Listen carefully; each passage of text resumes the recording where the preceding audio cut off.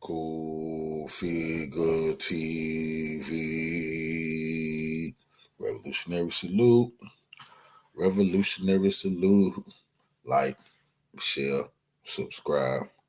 Welcome to the House of Revolution. You know I'm your humble host, the Yao Mean of Revolution. More Trump Epstein emails are released, and it's bad. It's real bad. Before we get into that, be sure to wipe y'all feet. That means hit the like button. You in the House of Revolution. Like, share, subscribe, support the platform, y'all. Well, Trump is finished. What is going on here? Is Benjamin Netanyahu through with him? Let's get into the content. Salute. A convicted predator, a secret back channel. Jeffrey Epstein tried to position himself between Trump and Putin, offering Moscow insight into the U.S. president. Newly released emails crack open a darker web of influence, ambition, and a man desperate to shape global power from the shadows.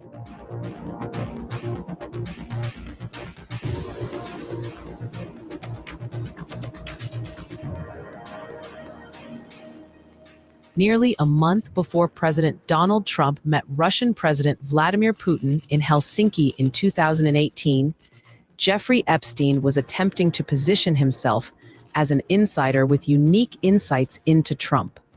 Newly released congressional emails show Epstein trying to insert himself into U.S.-Russia dynamics, offering his services as an informal advisor to Moscow's top diplomats.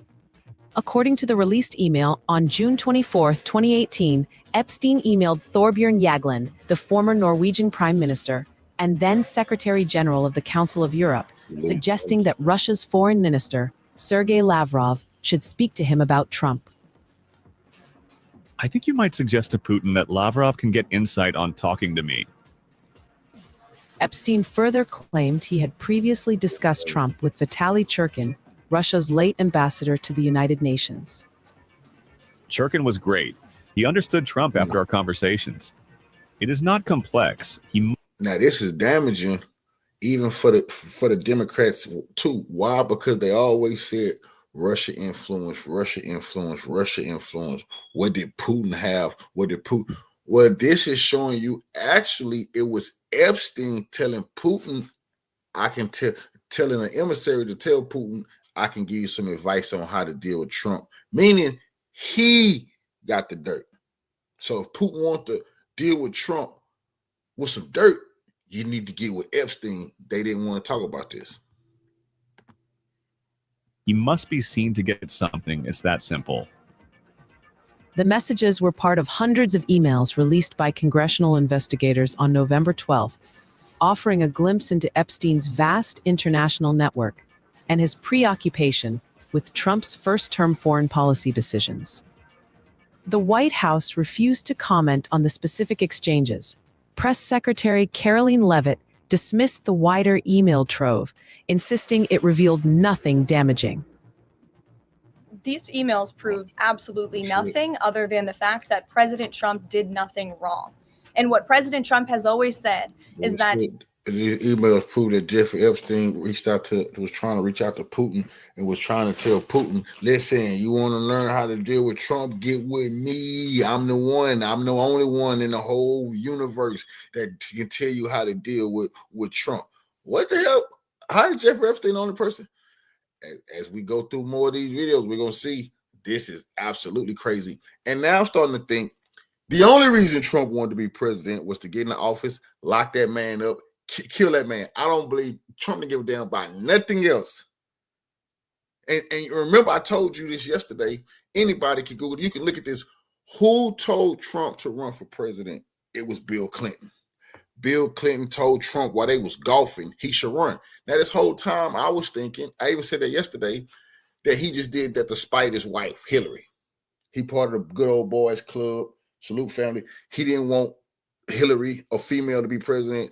No, but he tied into that too. So Bill Clinton had reasons to get Trump in there to whack Epstein too. And I still think that's the only reason that Trump got in there, was try to get rid of that man. And he did that. He was from Palm Beach, and so was Jeffrey Epstein. Jeffrey Epstein was a member at Mar-a-Lago until President Trump kicked him out because Jeffrey Epstein was a pedophile and he was a creep.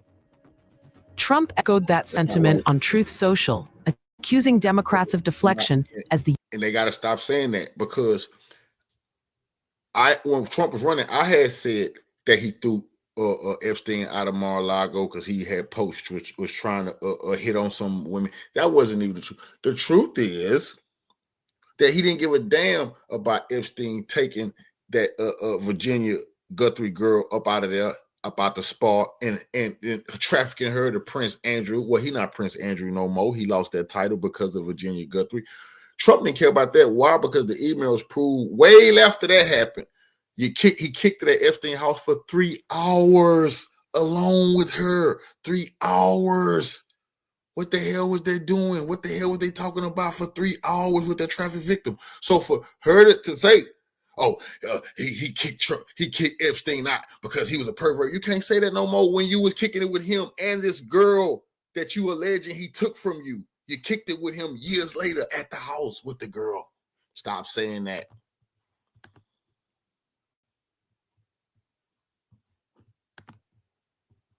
The U.S. government shutdown continued. In other words, the Democrats are using the Jeffrey Epstein hoax to try and deflect from their massive failures, in particular, their most recent one, the shutdown. Jaglin told Epstein he would pass the message along during a meeting with Lavrov's assistant the next day, though it remains unclear whether contact ever materialized. The emails also captured reactions to Trump's widely criticized Helsinki summit with Putin on July 16, 2018. That same day, former Treasury Secretary Larry Summers wrote privately to Epstein, questioning whether Russia held compromising material on Trump. Do the Russians have stuff on Trump? Today was appalling even by his standards. As per the email exchange, Epstein replied the next morning, calling Trump's performance unsurprising. I'm sure his view is that it went super well. He thinks he has charmed his adversary. Admittedly, he has no idea of the symbolism. He has no idea of most things. A week later, Epstein was corresponding with former Trump advisor Steve Bannon, advising him to spend more time in Europe if he wished to retain influence. Bannon declined to comment on the exchange. Other emails revealed Epstein flaunting his global connections, from discussions with Middle Eastern businessmen to contacts with Saudi leadership. The newly released documents paint a portrait of Epstein as a self-appointed geopolitical broker, eager to advise foreign officials and analyze Trump's policies, even as his own criminal past trailed behind him.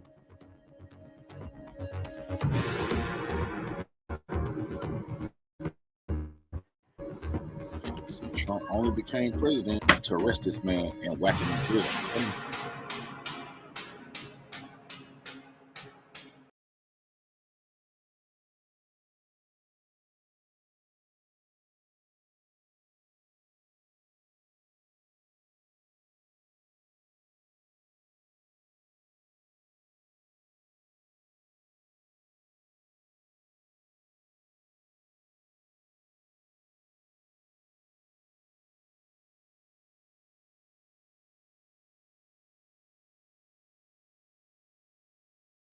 So what we starting off with, bombshell information. They not reporting on the news. I dug it up because y'all get the real news here. That's the fake news. That Epstein, this is very damaging. And this is in emails too. I don't know why the American media don't want to say this. Epstein got an emissary to contact Putin to let Putin know, if you want to know how to deal with Trump, I'm the only person in the world that can give you the goods. I got the goods. I know him better than anybody. He wanted to let Putin know that. But the whole world knows. So Epstein said he was the one to go. A series of emails released this week showed Jeffrey Epstein, the disgraced financier and convicted sex offender, claimed he could provide the Kremlin with valuable insight into then-President Donald Trump ahead of his controversial summit with Vladimir Putin in Helsinki. The correspondence made public... What valuable insight? Blackmail. That's what Jeffrey Epstein was telling Putin in Russia. I got the blackmail on this clown. I give you the upper hand with how to deal with him. I'm the one you need to talk to. But they won't say that because that would definitely implement Israel, the Jewish state. They don't want to say that. By congressional investigators on Wednesday. When we talk about Jeffrey Epstein, once again, you're talking about Israel trying to give Russia information to take down Trump. That's what happened. Exposes a tangled web of contacts bridging Epstein, international diplomats, and the White House. Epstein reached out to Thorbjorn Jagland, then Secretary General of the Council of Europe, suggesting he could convey a message to Putin on how to handle Trump. In a June 2018 email, Epstein elaborated on his perspective of Trump, who was in his first term as president, telling Jagland that understanding Trump is not complex. He added that Trump must be seen to get something. Now, imagine a lot of these emails we're going to be hearing about tonight. Epstein was in prison emailing this shit, bro. Trump had already, this nigga that got locked up.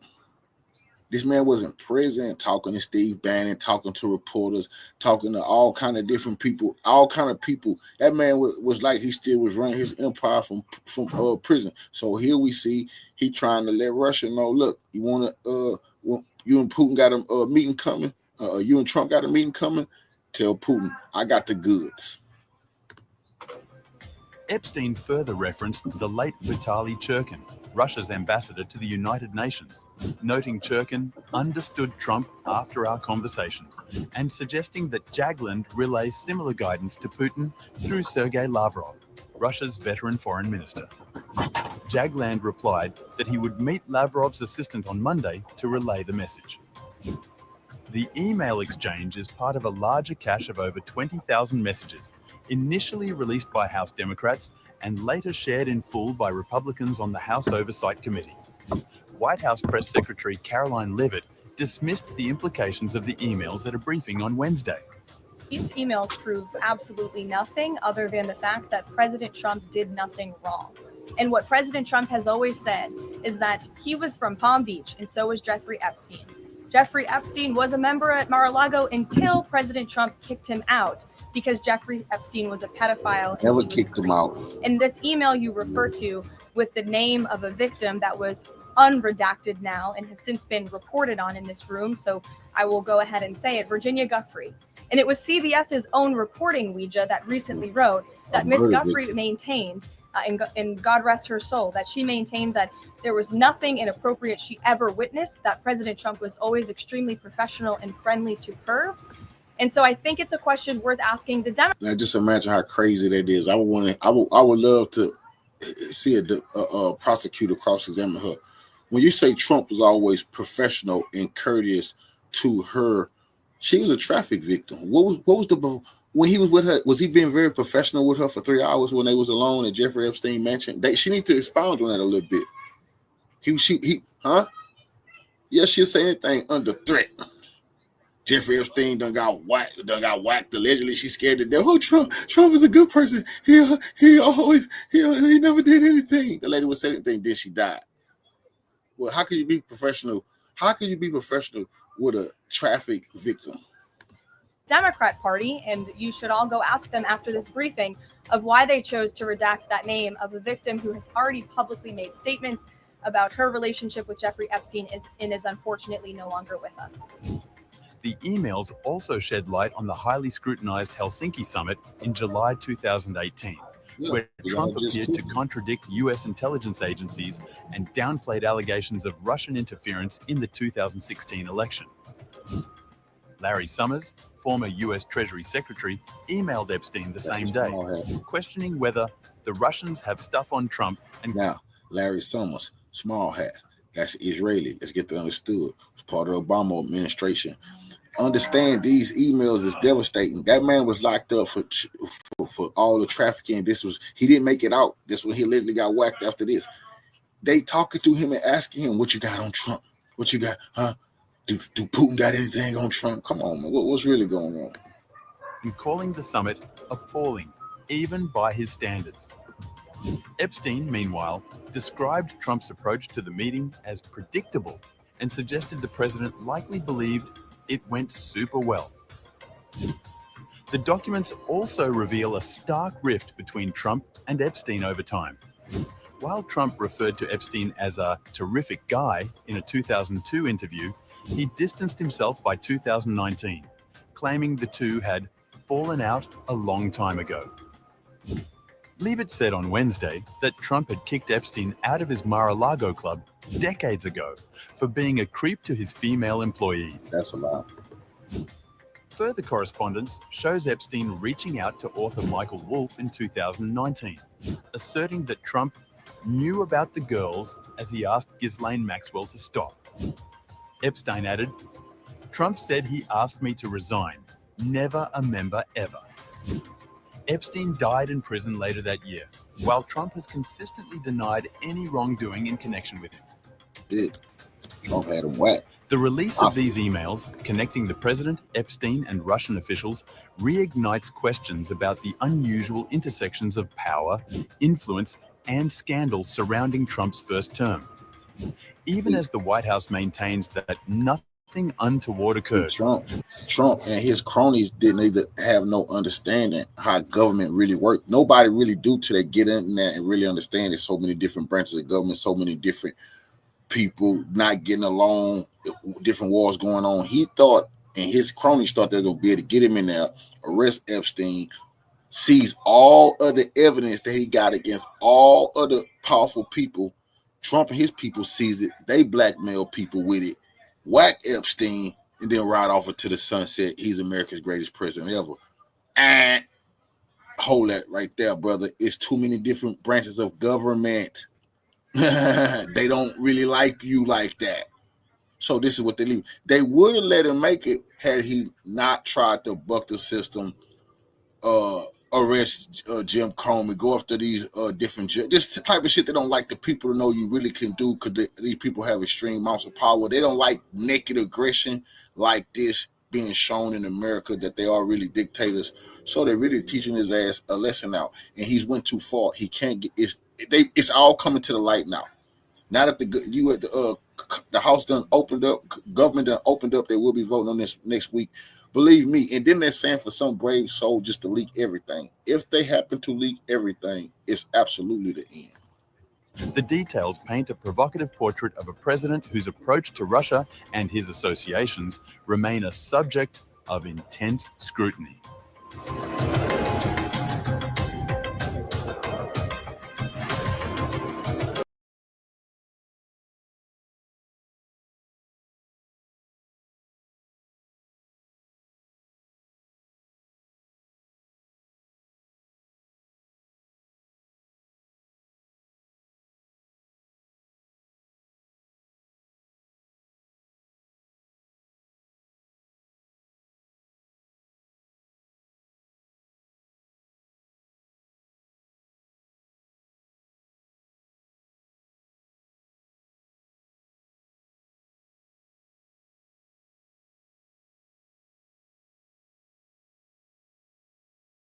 Trump has been frantically calling the Republican leaders in Congress who have added their names to the discharge petition, which of course will basically be voted on as soon as the government reopens, forcing the release of the Epstein file. That's what the small hats want. They want that war with Venezuela. Venezuela got the largest proven oil reserves on the planet. They supposed to be living like the oil sheiks in Saudi Arabia. That's what they want. They got gold deposits, large gold deposits. That's what they want. They position, and they don't care what's going to happen to all them U.S. troops or what's going to happen to us. Once they kick this war off, then all this bullshit going to go away. But they forcing Trump. They dragging that nigga into this motherfucking war. And it might be in a couple of days. Might happen 2-3 days. But it might be 2-3 weeks. But they letting them know, hurry up, before we leak some more of these emails. Files. As we know, we got 4 Republican lawmakers that have put their names on it, siding with the Democrats, and that is all we need. But if we lose any of them, we don't get the petition passed. So the 4 lawmakers are, of course, Thomas Massie, Marjorie Taylor Greene. Those 2, Trump can't sway. Like, especially with the feud he's got with Marjorie Taylor Greene right now, it ain't happening. Thomas Massie seems to hate him. They're not going to be swayed. And according to the reports, Trump has not necessarily reached out to them that we know of. The other two, they could go either way, really, because it's Lauren Boebert and Nancy Mace. Trump gave Boebert what CNN referred to as an early morning wake-up call on Tuesday to beg her to take her name off the petition. She then personally met with Donald Trump, but the report says that she was not swayed to remove her name. But the reason I emphasize that this happened on Tuesday is because we didn't even get these new revolutionary salute to my brother Warren Webb for the donation to the war chest. Revolution is a way of life. Absolutely appreciate the love, soldier. Salute. New Epstein emails till Wednesday, right? So, seems like Trump knew bad things were going to happen and wanted to avoid more bad things from happening shortly afterward. Boebert, again, according to the reports, was not swayed, but Nancy Mace, on the other hand, we don't know. So Mace, of course, is the wild card. But here's the thing. Donald Trump is desperate to not have these files be released. Why? We know the answer, right? You're watching this, you know the answer as to the why doesn't he want them released. But that is what we need to hammer home, because we know, right? We know what he's covering up. We know why he's covering it up. It's not because he's looking out for his wealthy friends. It's not because, as he said, he doesn't want to embarrass people. It's for himself. Every single thing Trump has done in his life is for himself. He would have got away with this particular instance is no different. If he would have stayed away. And you know, we got a glimpse of what's in there with those emails released on Wednesday. Basically, Trump knew everything that was happening, appeared to be friends with Epstein longer than what Trump and Epstein had originally claimed. And he spent hours with one of the women in Epstein's own home.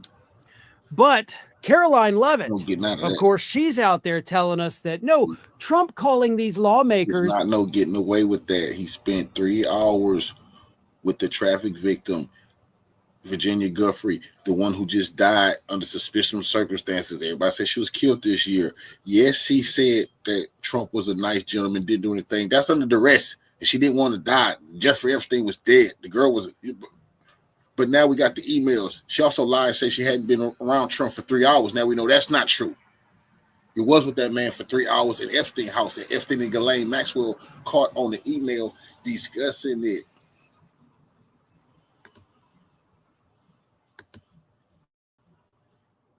Is literally what transparency is all about. Here's what Caroline Levitt said. That's a defining factor of transparency, having discussions with members of Congress about various issues. What? What does that even, do you not know what transparency means? Like, clearly you don't. I mean, I know Caroline Levitt's not a smart person, obviously, but she doesn't even know the definition of the word transparency. Transparency, Caroline, let me lay this out for you, would be releasing all the Epstein files. Okay. When we're talking about transparency as it relates to the Epstein files, the only way to have transparency is to release them to the public and say, here is every unredacted thing that y'all need to know. That's the only way to have transparency on this issue. Begging Lauren Boebert and Nancy Mace to not release the files is actually the opposite of transparency. It's a cover-up. It is trying to make it impossible for people to even know what is going on. And we all know what's going on. We just need to see it in writing. That's what we're all waiting for at this point. There is no doubt at this point. And if you have any doubts, then you obviously, you're just too far into the Trump cult to see the forest for the trees. Trump's in there. Trump did bad things, and he doesn't want people to know about that. That's the bottom line. You want to prove me wrong? You want me to Late. say I shouldn't have said that? Then release the files and prove me wrong, and I will gladly come and do a video saying, hey, I was wrong about Trump and the Epstein files. I'm not even saying that he necessarily. When Elon Musk put on Twitter, put on X, that the reason Trump wouldn't release him because he's in those files, and Trump sued everybody except Elon. Well, you should have knew he was in them. Really did anything with the women, but he clearly did some bad things he doesn't want us to know about. Perhaps even just the knowledge of what was taking place. But either way, the only way to prove us wrong and to put these theories to rest is release the entirety of the files, which Donald Trump appears completely unwilling to do.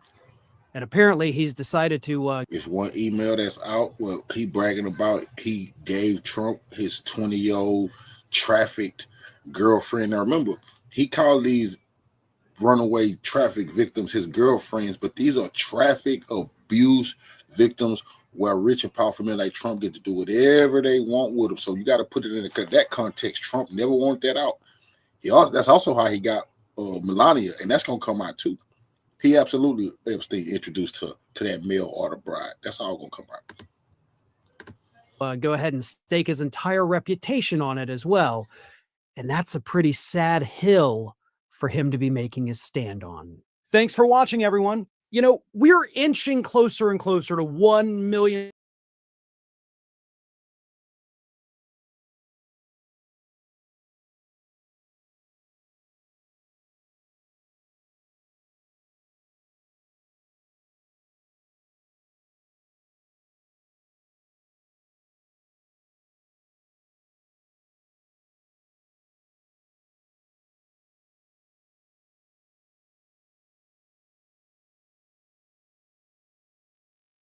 Today we're talking about the 20,000 Epstein files that got released. It's a complicated picture involving a lot of powerful people, but let me just say right up front, this is an ongoing story. There's a lot that's going to be released in the coming days. So just understand we're going to do our best to explain what has been happening because this story has been full of twists and turns. It starts with the Democrats releasing 3 emails from the Jeffrey Epstein estate. One says that the dog that hasn't barked is Trump. A victim spent hours at my house with him. Another says the victim, Mar-a-Lago, Trump says he asked me to resign. Never a member ever, Jeffrey Epstein. Of course, he knew about the girls as he asked Ghislaine Maxwell to stop. And then the third email is from Michael Wolff talking about Jeffrey Epstein's association with Trump, saying you can hang him in a way that potentially generates a positive benefit for you, or if it looks like he really could win, you could save him generating a debt, basically implying the idea that Epstein would have some kind of compromising information on Trump. But that was just the start of it, because then after that, the GOP came out swinging and they said Democrats whine about releasing the files, but they only cherry pick when they have them to generate clickbait. You deserve the full truth. And then they released over 20,000 files. Some of it had to do with Trump. Some of it didn't. Importantly, 2 of the emails that were in there were some of the ones that the Democrats released, except they were unredacted in the GOP copy. And these lack of redactions are obviously very intentional. So we see first, I want you to realize the dog that hasn't barked is Trump. And then it says, Virginia spent hours at my house with him. Now that name is really important because it's Virginia Giuffre. She was the Prince Andrew accuser, but importantly, she did not accuse Trump, rather saying that he couldn't have been friendlier. This obviously is one of the main reasons the GOP appears to have released this, because in part, they're implying that, hey, if you release this redacted, people are going to speculate who this victim was, thinking that there was something that happened, but actually the person that's in there didn't accuse Trump of something illegal. And so this is sort of the implication here with the Democrats saying, well, you're unredacting a victim's name. So that's been the battle there. Specifically, the second email, by the way, just further confirms it. It says blank worked at Mar-a-Lago. She was one of the ones that accused Prince Andrew. In the Democrat copy, all of that was redacted because, of course, it gives away the fact that we are talking about, once again, Virginia Giuffre. Also, in these emails released by the Republicans, it says, blank worked at Mar-a-Lago. Trump knew of it, came to my house many times. He never got a massage. That's straight from Jeffrey Epstein clearing him of a massage, which obviously is the one person you most don't want to get a massage from. So honestly, that is good for him, which is obviously why they released it. Begging the question why they didn't release it sooner. Maybe it's because they didn't want people to know that Trump knew about the girls. Now, one thing I want to talk about is the fact that Epstein is saying, hey, look, Trump publicly said that it was me that he asked to stop, but actually it was Ghislaine that he asked to stop. And my question here is, if it is Maxwell that was the one who poached Virginia Giuffre from Mar-a-Lago and then trafficked her, then why is she getting so much special treatment? I mean, that is the part where the Republicans don't look good at all. I mean, what is going on with Ghislaine Maxwell, a convicted sex offender, trying to get a pardon, getting Todd Blanche to give her a softball interview, and then she immediately gets preferential treatment. Look, we've been over the fact that she's at basically a special prison in Bryan, Texas, where normally someone of her status wouldn't be allowed to go to because it's too nice, it's too low security. But in addition to that, new reports are saying that top officials at Camp Bryan are sick of being Maxwell's bitch. Federal law enforcement staff working at the camp have been waiting on Maxwell hand and foot, including, by the way, reportedly, she's been given a puppy as part of the preferential treatment she's been receiving. Overwhelmingly, Maxwell has been getting a super nice ride in all of this. This, of course, makes us all wonder, once again, what do they have on Trump? I mean, why treat her like this if she doesn't have something compromising in all of that? It just kind of begs some questions you probably don't want to ask. Also very suspicious is the fact that immediately after this report came out, Trump personally called Rep. Lauren Boebert, urging her to withdraw support for releasing the Epstein files. Bondi, Blanche, and Patel, we're going to meet today about the Epstein files. This, of course, is furthering the idea the White House has no interest in this story. I think Trump tweeted multiple times today about the Epstein hoax. Again, we've heard that a million times. And the question is, why are you acting so suspicious if you have nothing to hide, right? If you didn't get the massage, which Epstein says, what are you hiding? Why are you so worried about all this stuff coming out?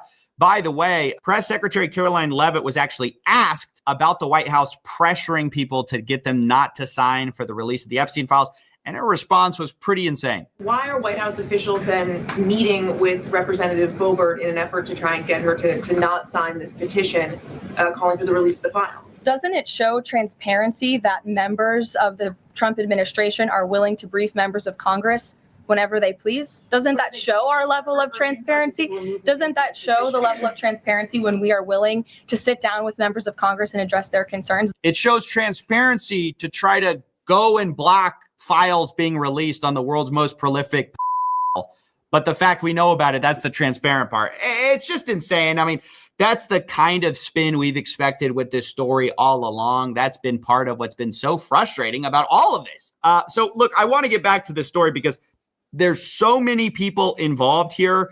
We're just going to go through one by one. I mean, look, it's a lot more than just Trump. Like, one person that got kind of a weird stray in all of this was the fact that Epstein talked about Hillary doing naughties with Vince.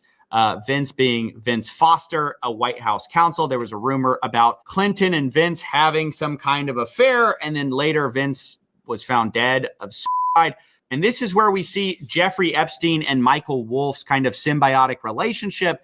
Michael Wolff is a journalist who has been prolific in all of this. Well, I struggle to call him a journalist, actually, because as what we'll find, he was more like a PR guy for Epstein. But he was actually asking Epstein and using Epstein for a lot of access to information, because Michael Wolff actually told Jeffrey Epstein, hey, basically, I'm interviewing him this afternoon. Anything you think I should ask? And he's talking about Trump. Epstein replies, do you want to be provocative? Michael Wolff says, job is to get the hard ones in without being ejected from the room. What's the one that pierces through? Jeffrey Epstein basically says, hey, you can do this softball. That's a Hillary problem. He would smile, and then you can ask about his relationship with the Electricians Union and Mar-a-Lago, and out you go. Obviously hinting to the idea that he's going to get kicked out if he asks about more sensitive subjects. Michael Wolff asks about, hey, what's up with Foster? And then he describes what that's all about. And this brings us to Michael Wolff, who I want to spend a little bit of time here on. Although some of you may not know as much about him, you may be less interested in him. I think he's one of sort of the worst looking people in all of this. Actually, after reading these emails, he may be the most disgusting person that comes out of it. And that's saying a lot given what's in here. But I want to just show you this because actually the Democrats initially released was this idea was that Michael Wolff and Epstein were basically planning how to respond to Epstein being brought up in the context of Trump. Michael Wolff says, I hear CNN is planning to ask Trump about his relationship with you, either on air or in Scrum afterwards. Epstein says, if we were able to craft an answer for him, what do you think it should be? That being interesting because it's like, wait, were they in touch with Trump at this time? Because Trump denied being in contact with Epstein basically since early 2000s. But anyway, if he says he hasn't been on the plane or to the house, and that gives you valuable PR or political currency, you can hang him in a way that generates a positive benefit for you. Or if it really looks like he could win, you could save him generating a debt. Of course, it is possible that when asked, he'll say Jeffrey's a good guy that's gotten a raw deal and is victim of political correctness, which is to be outlawed in the Trump regime. Now, if it doesn't sound like PR, it might be sounding like blackmail to you. It's like kind of a little bit of both. Michael Wolff is basically conspiring to generate a debt for Jeffrey Epstein from Trump, who is about to become the most powerful person on the planet. So that's really bizarre because Michael Wolff has positioned himself as sort of this truth teller about Jeffrey Epstein. And he's got all these tapes that he's going to release showing how close Trump and Epstein were. But it's like behind the scenes, he was actually kind of running PR for Epstein, which is sort of the worst thing you could have ever done. This is in 2016. Michael Wolff is talking to Epstein about a Patterson book, which later becomes the James Patterson Filthy Rich book. He says basically that would present some time issues if it was released too early. You would not be able to do a competing book or documentary before then. That's not to say it shouldn't be pursued. In a sense, better to know what Patterson's position is and a year from now be able to counter it. In 2016, he's playing like PR, I'm going to fix your reputation, Jeffrey Epstein. He then says, that being said, if you need an immediate counter to the book, I believe Trump offers an ideal opportunity. It's a chance to make the story about something other than you while at the same time letting you frame your own story. Also, becoming an anti-Trump voice gives you a certain political cover, which you decidedly don't have now. And so again, we get the idea of him kind of scheming to get Epstein cover, which is so bad because now Michael Wolff is like, oh, we're the guy exposing Trump's connections to Epstein. It's like, buddy, what are your connections to Epstein? Then we have later them discussing a lawsuit against Epstein and Donald Trump with a woman claiming that she was raped. Michael Wolff responds, well, I guess if there's anyone who can wave this away, it's Donald. Let me know if there's anything I can do. Again, why are you trying to do something for a man accused of these things? It really seems like Michael Wolff was kind of running cover here. Now, I also want to talk about the Prince Andrew Trump scandal that appears to have been brewing here, or at least is implied in the emails. You may see some people say that Epstein met Trump and Prince Andrew back in 2019, which of course would be well after Trump said they had no contact, which would be bad news for Trump. In fact, there's a few things in here which suggest that Epstein had contact with Trump. Of course, we don't know for sure. I'll just present you the evidence we do have. So this is back in 2019, June 3rd. They're talking about London real estate, about how financials are going to leave. Then Epstein says, once they're gone, the monarchy is dependable, saying Prince Andrew and Trump today, too funny. And this is actually the same day that Trump and Andrew are spotted in London, of course, meeting together. Jeffrey Epstein says, recall Prince Andrew's accuser came out of Mar-a-Lago, Virginia Giuffre. Then we have a sender that's blacked out, but I think there's strong evidence that it's Steve Bannon, by the way, just to give you some context. They say, can't believe nobody is making you the connective tissue. So the connective tissue between these two being Epstein. And then Epstein replies, F&B only. Now later, Jeffrey Epstein says, report from London. Donald now thinks he's king. Ivanka a princess. He doesn't need advisors. Bannon says, yep, London trip, not good. He had a gleam in his eye. Of course, this hinting at the idea that Epstein was there. He got a report from London, if he's talking about Prince Andrew and Trump, or that's how people are coming to that conclusion, at least. And then we have the thread that makes us know this is Steve Bannon, which is he gives a link where it says Steve Bannon believes Trump obstructed justice. Michael Wolff says, he says, BBC crushed him. He should give it up. The book is going to be a stiff. I don't know if he senses that. Epstein replies, unfortunately, I do know his comments have encouraged some to look to you for answers. This all being about an article about Steve Bannon, obviously. And then Steve Bannon says, Burke says, I have zero to worry about. Now, if you don't know who Burke is, he's a lawyer who previously defended Steve Bannon. Epstein then replies, good but unnecessary. Should I call Michael Wolff? Bannon says, what are you going to say to him? He's a wild animal caught in a trap. Epstein says, catch his breath. Bannon says, tell him to lay off me. It's both not working and not helping. Okay, done. Again, this is all in the context of Michael Wolff talking about Steve Bannon, and then he says, hey, tell him to back off.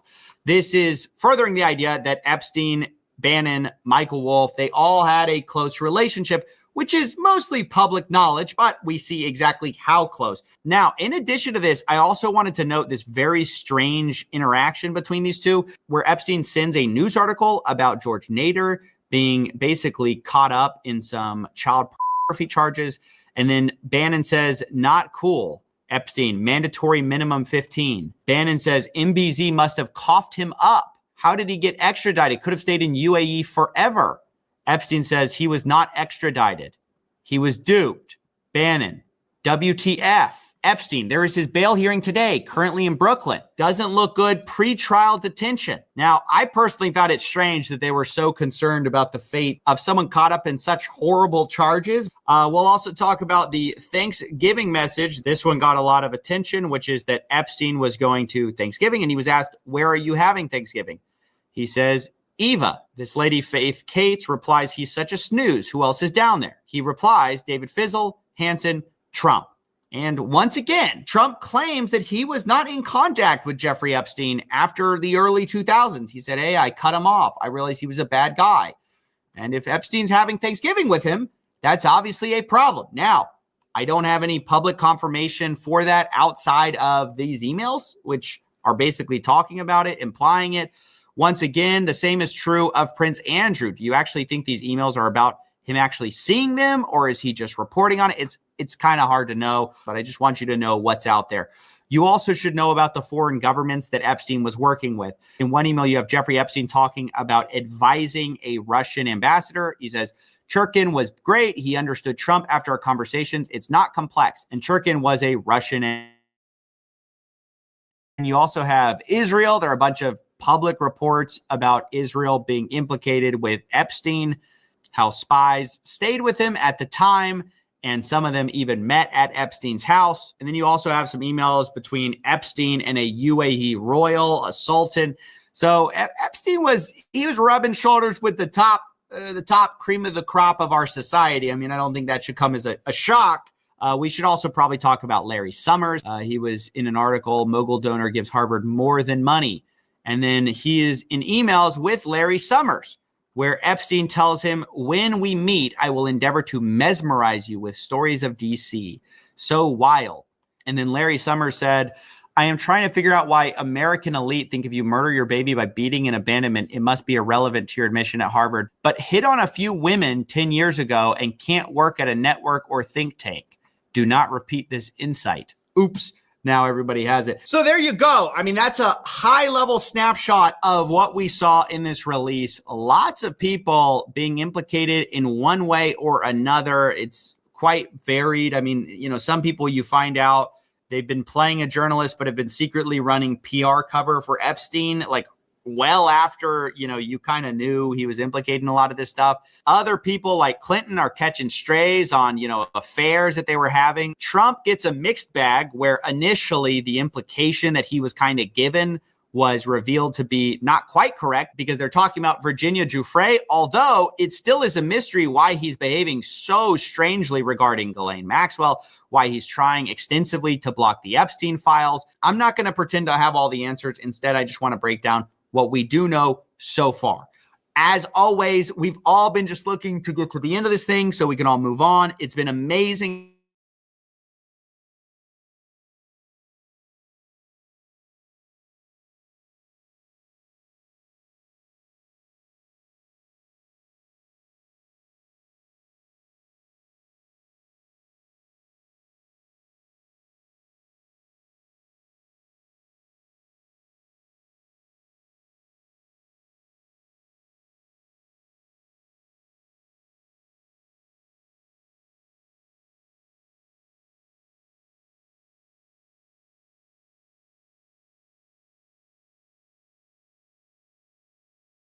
underwear. For more information about Sheath, visit the link in the description below or wait till the end of this video to hear more about them from me. Thank you very much, everybody. Mr. President, are you prepared to negotiate with Democrats now? Mr. President, on Jeffrey Epstein, Thank you very much. thank you guys for going. Mr. President, can you respond to these Epstein emails that were released today? It is in no way an exaggeration to say that Donald Trump and MAGA world and the administration, at the very least, is in panic mode. I know you see that a lot on thumbnails and titles, YouTube videos. Oh, Trump's panicking, but they're panicking. You don't pull a singular Congresswoman, Lauren Boebert, into the Situation Room to try to twist her arm and pressure her to remove her signature from the document that ended up going to vote to release the Epstein files. You don't do that if you're not panicking, the discharge petition. So Donald Trump yesterday held a little presser in the Oval Office, a little publicity stunt in the Oval Office where he signed to reopen the government that they shut down. And at the end of it, he said, well, any questions? Anybody got any questions? And of course, it was a deluge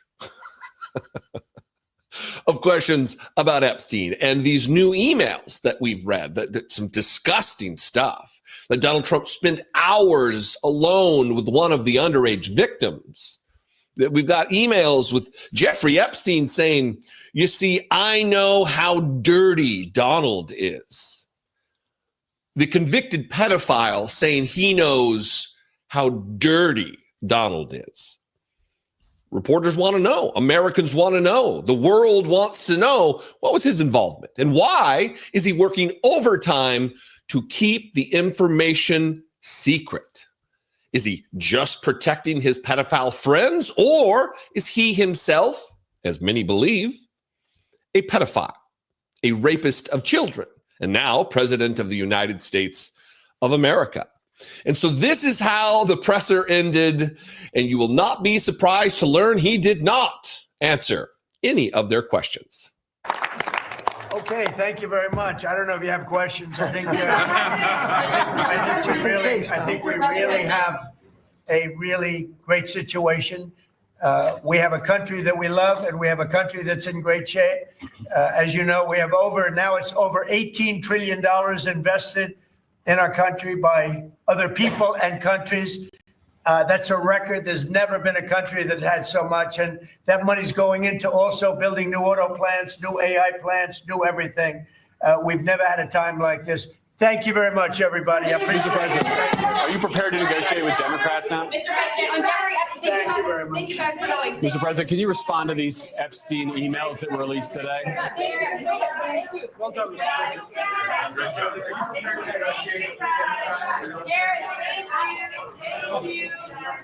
I will keep the shot. We'll keep. Yeah.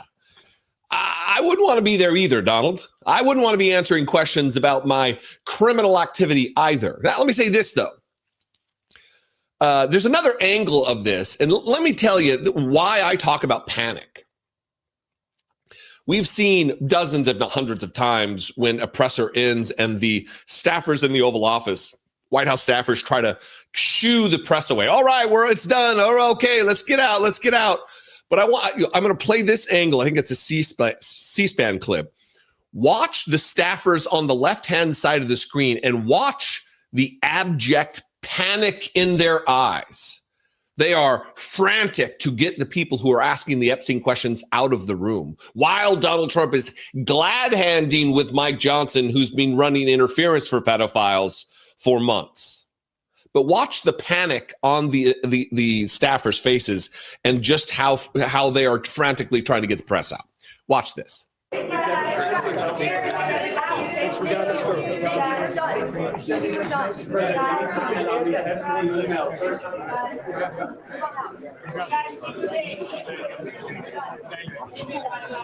That's panic. That's worry. That is discontent, to say the least.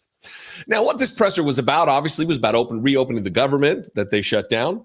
It was also giving Donald Trump a chance to lie about the state of the economy and ramble like an abject know-nothing about the Affordable Care Act, Obamacare, while, of course, doing the classic naming of Barack Obama's full name with the scary middle name Hussein. It's just ridiculous. But let's start with him lying about the Walmart did a study, he says, and that prices are down 25%, which obviously is a lie. He's not just lying about what Walmart, there's no study. We'll get to that, though. Watch Donald Trump really try to bend reality to his will. And also, I want to thank Walmart because they came up with a fantastic study. It was the cost of Thanksgiving coming up and the cost of Thanksgiving from a year ago under Sleepy Joe Biden. And we're 25% lower this year than we were a year ago. And it's a very inclusive report. So I want to thank Walmart. They've done it for many years, but we believe in that. And we believe in that company.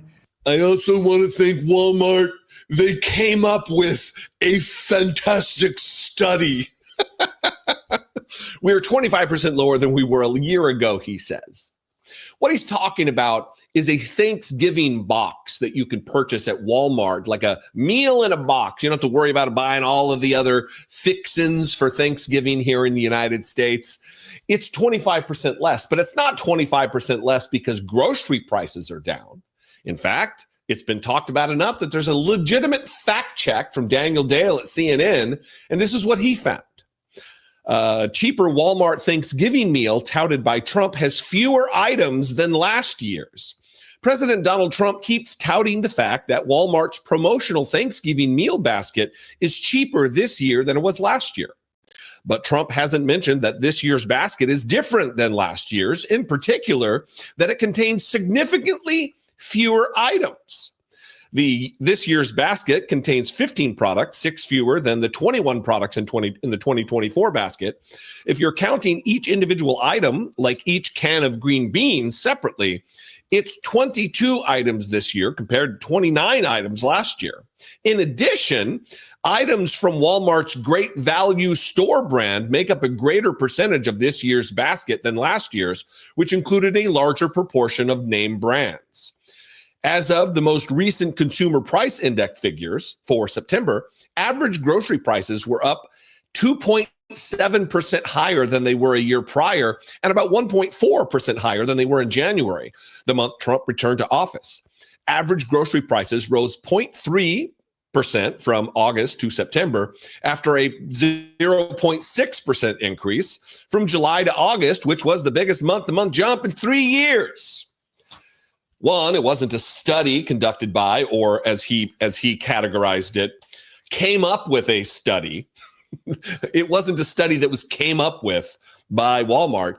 It's just their food basket, which now contains fewer items and not name brand shit. It's the Great Value store brand, which there's a higher profit margin on, and they charge less for. Now, the other thing he did, which is in true Donald Trump idiot fashion, the moron in chief here, is ramble about how he's going to be paying Americans a whole bunch of money so they can become entrepreneurs and pay for their own health care, as though Americans aren't paying for their own health care now. The whole thing is just a masterclass in jackassery from Donald Trump, as we become accustomed. Watch this. But it all includes fixing the healthcare system that Democrats broke with the disaster known as Obamacare. Obamacare was a disaster from day one.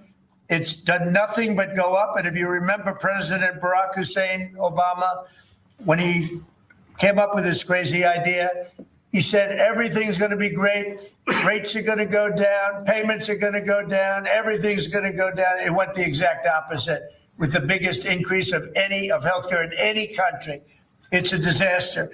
And I'm calling today for insurance companies not to be paid, but for the money, this massive amount of money, to be paid directly to the people of our country so that they can buy their own healthcare, which will be far better and far less expensive than the disaster known as Obamacare. And I've had I think, great support. I've even had Democrat support. So we want the money that would be going to the insurance company, which is hundreds of billions of dollars. You know, their stock prices have gone up by 1,000% in many cases, 1,000% over a short period of time, because our country stupidly pays them so much money with this Obamacare scandal. So I want the money to go directly to you, the people. And you go out and you'll buy your own health insurance and you'll negotiate different plans and you'll get much better insurance and you will be an entrepreneur for yourself. Somebody tell me what he's talking about. Somebody who's a Trump whisperer or interpreter, please. I am calling today for insurance companies not to be paid, but for the money, this massive amount of money to be paid directly to the people of our country so that they can buy their own health care. Who, pray tell, Donald Trump, would they be buying the health care from? Would it be insurance companies who will be paid using the money that you pay Americans? By the way, there's no details about any of it. It's just him rambling. There's no plan. Every time you try to pin down a Republican on what the health care plan is to replace the Affordable Care Act, it's crickets. We have nothing. Oh, we have a concept of a plan. But there's no plan.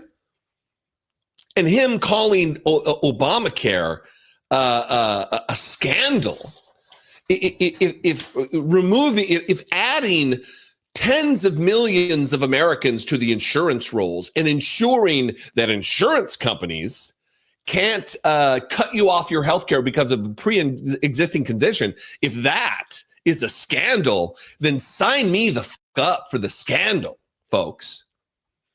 Donald Trump has never had to worry about paying a premium, paying for health insurance. He's never had to worry about where his next meal is going to come from.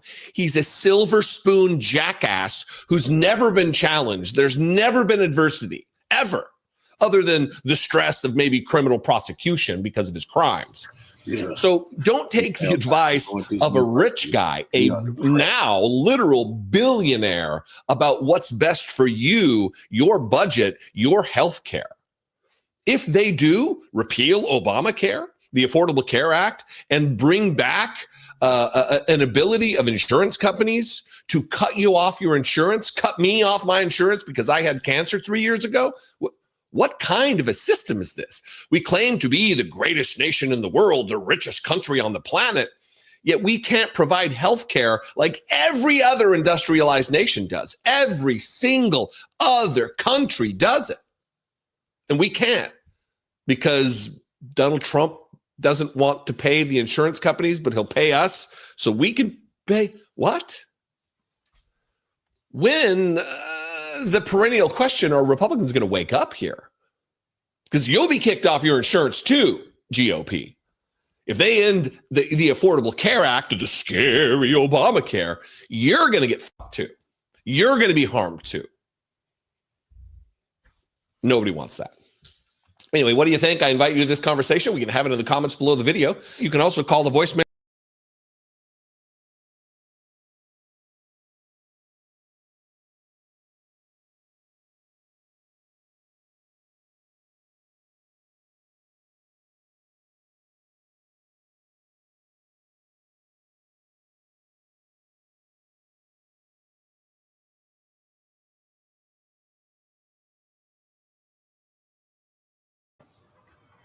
Let's see how redacted is.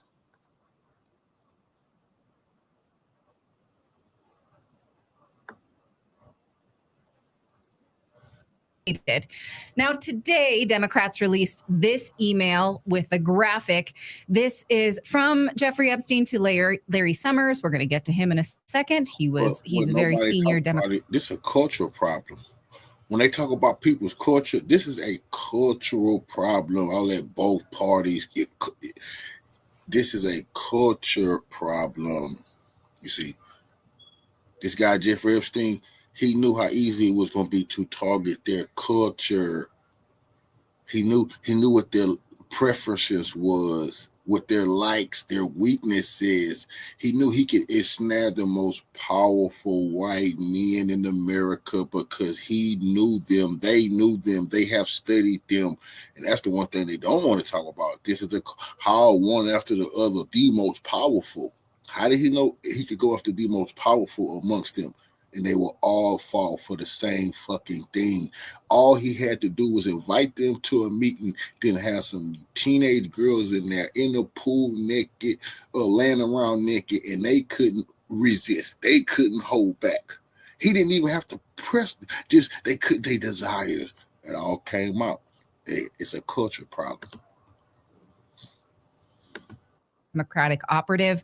And the graphic that goes along with it is him saying, you know, I've met some really bad people. Trump's really the worst. He's the worst. Now, in the comments section, people are saying, don't you want pedophiles to not like you? That's kind of a good thing. Now, they are also releasing many emails of Epstein saying that he was always with Trump. We're always together. We're the besties. He knows him well. This one is striking. Basically, he says Trump is a big dumb pervert, too dumb to know when he's being framed and that he's doing bad things.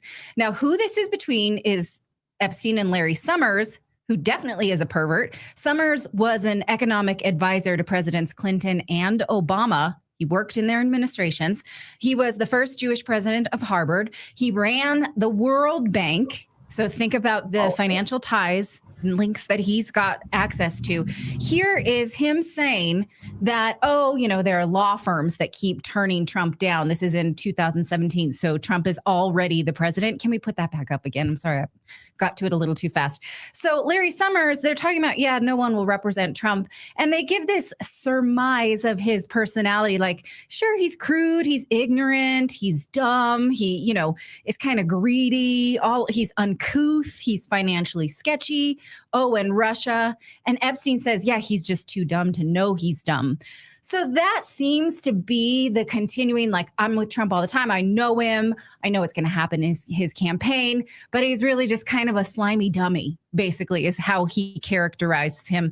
Democrats are highlighting this email with Epstein saying that they spent Thanksgiving together during the first term that, the first year that Trump was president in 2017. Now, it's verifiable that Trump is in Mar-a-Lago for his first Thanksgiving as president.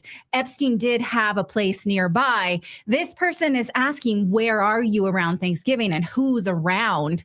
And he mentions Trump. He doesn't say, we have dinner together. It seems to be he's saying who is around this resort town in Florida. It very well could be, though. No one has ever captured images of Epstein at Mar-a-Lago for Thanksgiving. We don't know. So maybe somebody will. Maybe someone's seen that and I haven't. We don't know. Again, it's just like they're giving us this piecemeal and we are being forced to extrapolate. Now, Summers, again, a Democratic leader, a few months later checks in to talk some smack about President Trump. This line does really turn my stomach. I highlighted it. He says, hey, guy, how are you? You know, how's life among the lucrative and louche? Now, I had to look that word up. Do you know what that is? It's an SAT word, I guess. Louche. Louche. And maybe I'm pronouncing it wrong because I've never said it. It means like deliciously naughty, deviant in a sexy way. I'm going to start using like 50 Shades of Grey. No, we're not going to. I think we shouldn't use this. It's like, want to have a louche date night tonight? It's almost like book title. Exactly what Jeffrey Epstein was. Lucrative, yes, because he was involved in all of this financial espionage. And louche, yes, he was a pervert. I don't find that sexy. He was a pervert in the bad way, but Summers is saying you're a pervert in the sexy way. Dudes. We can start calling them louche bags. Yeah. I mean, can you imagine talking to your guy friends about that? That's so weird. How are you, you little dandy? No one ever talks like that. No one that I know talks like that. That you're saying to your friend, but maybe I'm not a billionaire banking you're pedophile a dirty guy either. and in a sexy way. I guess this is how like dirty billionaire pedophiles talk. I suppose like, they do. You have to be in that club to talk that way. Well, I mean, hey, you dandy. I don't talk. Oh, then those are obviously the guys that wrote the Tyler Robinson email or text messages. Right. You lover. They got the billionaire pedophile class to write those fake fake text messages. Yeah. Right. Let me know in the chat. Have you ever heard this word before? And would you use it guy to guy? I wouldn't even use it to one of my friends because I actively try to avoid friends that are louche. Starduster says louche labs is a real thing. What's a louche lab? A dandy is something different. As someone at least I don't know if I would look that up on the internet. Let's not. I would be. Louche locative, walk the talk. Normal people don't speak that way. Aunt M says, yeah. It's like, you know, all the synonyms for pervert and you use them regularly in your emails. How much of a pervert do you have to be that you know synonyms for them and use them in a deviant way? Right? Okay. So that's what we need to think about. Larry Summers, where are we? He goes on to discuss President Trump as like, that guy is just lucky. He just keeps getting lucky, you know, because he's so dumb and perverted that he just keeps getting lucky. Of course, there should also be copious communication about the Clintons. We haven't seen that yet. One reason being that the Clintons delayed their deposition. It was supposed to be last week. They didn't show up. They say that it was rescheduled. Raise your hand if you believe they will show. There's also a strange email between Epstein and one of Obama's top lawyers. Kathy Remler was a Justice Department lawyer for Obama before becoming White House counsel under Obama. She left that position in the summer of 2014, and she joined a private law firm. Now, look at this email written in September of 2014. Here, again, she has already left the White House. These are not beautiful screenshots. I apologize. But she's saying, he is saying to her, you need to talk to boss. And she says, yes, I will talk to boss. Now, she has left the Obama administration by this time, but it's not unlikely that she would continue to refer to Obama as boss. It is unlikely that her current boss at her private law firm would be going to UNGA. What she says here, boss in town this week for UNGA. That is the United Nations General Assembly. And we know that Obama did, in fact, come to town for UNGA just a few days later. So her email is September 19th saying Obama's coming to town for the United Nations. Obama does do that. So what is she talking to Obama about at the behest of Jeffrey Epstein? Bueller? Anybody? We don't know. No, a lot of these people had cozy relationships with Jeffrey Epstein. A lot of these people in power, a lot of these people had email exchanges at the highest levels that we're learning. Yes. So I'm not surprised by this at all. Hey, I just got our box today. It just showed up. Because I am a customer. Before they were a sponsor, I am a customer of Backyard Butchers. I got a whole bunch of new sirloins, T-bones, man, stick to who names the man telling you he fucking with. Or a free ham with your purchase. So get your Thanksgiving turkey. Bill Gates. Now, see, I don't like Obama, but Obama, that ain't Obama. Obama got other purposes. So take advantage of this right now from Backyard Butchers. Family will remember. Backyard Butchers, American tradition, American meat. Okay, so again, this is a both sides issue, right? We're not slinging mud at either side. I hope that becomes clear. The Democrats are just as implicated as any. It's a both sides issue. We the only people reported foul. When it's time to kick the Democrats in the ass, we kick them in the ass like we were giving it to them. This is about Trump lying, setting Republicans up, telling them once they put him in power, he going after Epstein shit, knowing damn well he only want to whack that man, seize these files and get rid of the evidence. But he didn't understand how the U.S. government is absolutely ran in the different branches of government, and him and his people will never be able to destroy every goddamn thing. Now it's his goose that's getting cooked. And all Republicans can do is release everything that they have. But if they do that, that's going to completely destroy Trump and finish him and his legacy and everything they done built trying to lead into the next presidency. And I told y'all this yesterday. These people don't give a fuck about no Bill and Hillary no more. They done lost power. They don't care. And Obama is not tied to it. So that's why they're saying release everything, because Obama is not in the Epstein files. Anyone else? And maybe Trump too, possibly. We just can't trust this selective dump that we're getting right now. Maybe we'll get it since the House of Representatives will vote on a bipartisan Epstein Files Transparency Act in December after a discharge position did secure the required 218 signatures in the House on Wednesday. That means it triggers a mechanism to compel the measure to the floor for a vote, because Speaker Johnson never really wanted to put it up. In plain terms, it means now that every member of the House has to go on record voting to either protect Jeffrey Epstein and his wealthy clientele of pedophiles or not. So they will have to vote. Now, interesting enough, most Democrats are voting for this, even though they understand that it implicates the higher ups in their party. Republicans are not. Discuss. Why? Why? What's the question? Republicans are, there were only 4 Republicans who voted for Massey's bill. Yeah. So why are Republicans voting against releasing the Epstein files when that was one of their base's main issues in the 24 election? Because, again, they run on these things. They use these types of cultural rallying points as a uniparty. Nope, and then when they get into power, they ignore those things. And they are part of the uniparty. So you have brave people. Trump fooled everybody. They didn't know that he was this deep into the Epstein shit. Now that it's all coming out, the Republicans are trying to fight like hell because it's not that. And I'm talking about the Republican officials. The Republican population, they want all the evidence because they thought it was going to bring down Hollywood, the Clintons. That's what Trump and them fed them.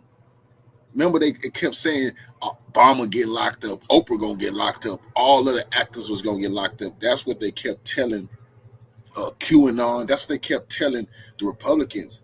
So Trump used that to get in office, knowing damn well. Now I see this. He planned on getting office, lock Epstein up, kill him, and seize all the information and sweep it under the rug, save himself. Well, it done backfired. And now the Democrats like, fuck it. Bill and Hillary, they didn't cause them too much grief. They can't save them. They finished. But it's going to bring down the big dog and finish MAGA. It's going to finish Trump for good. That's a fact. That's what this is going to do.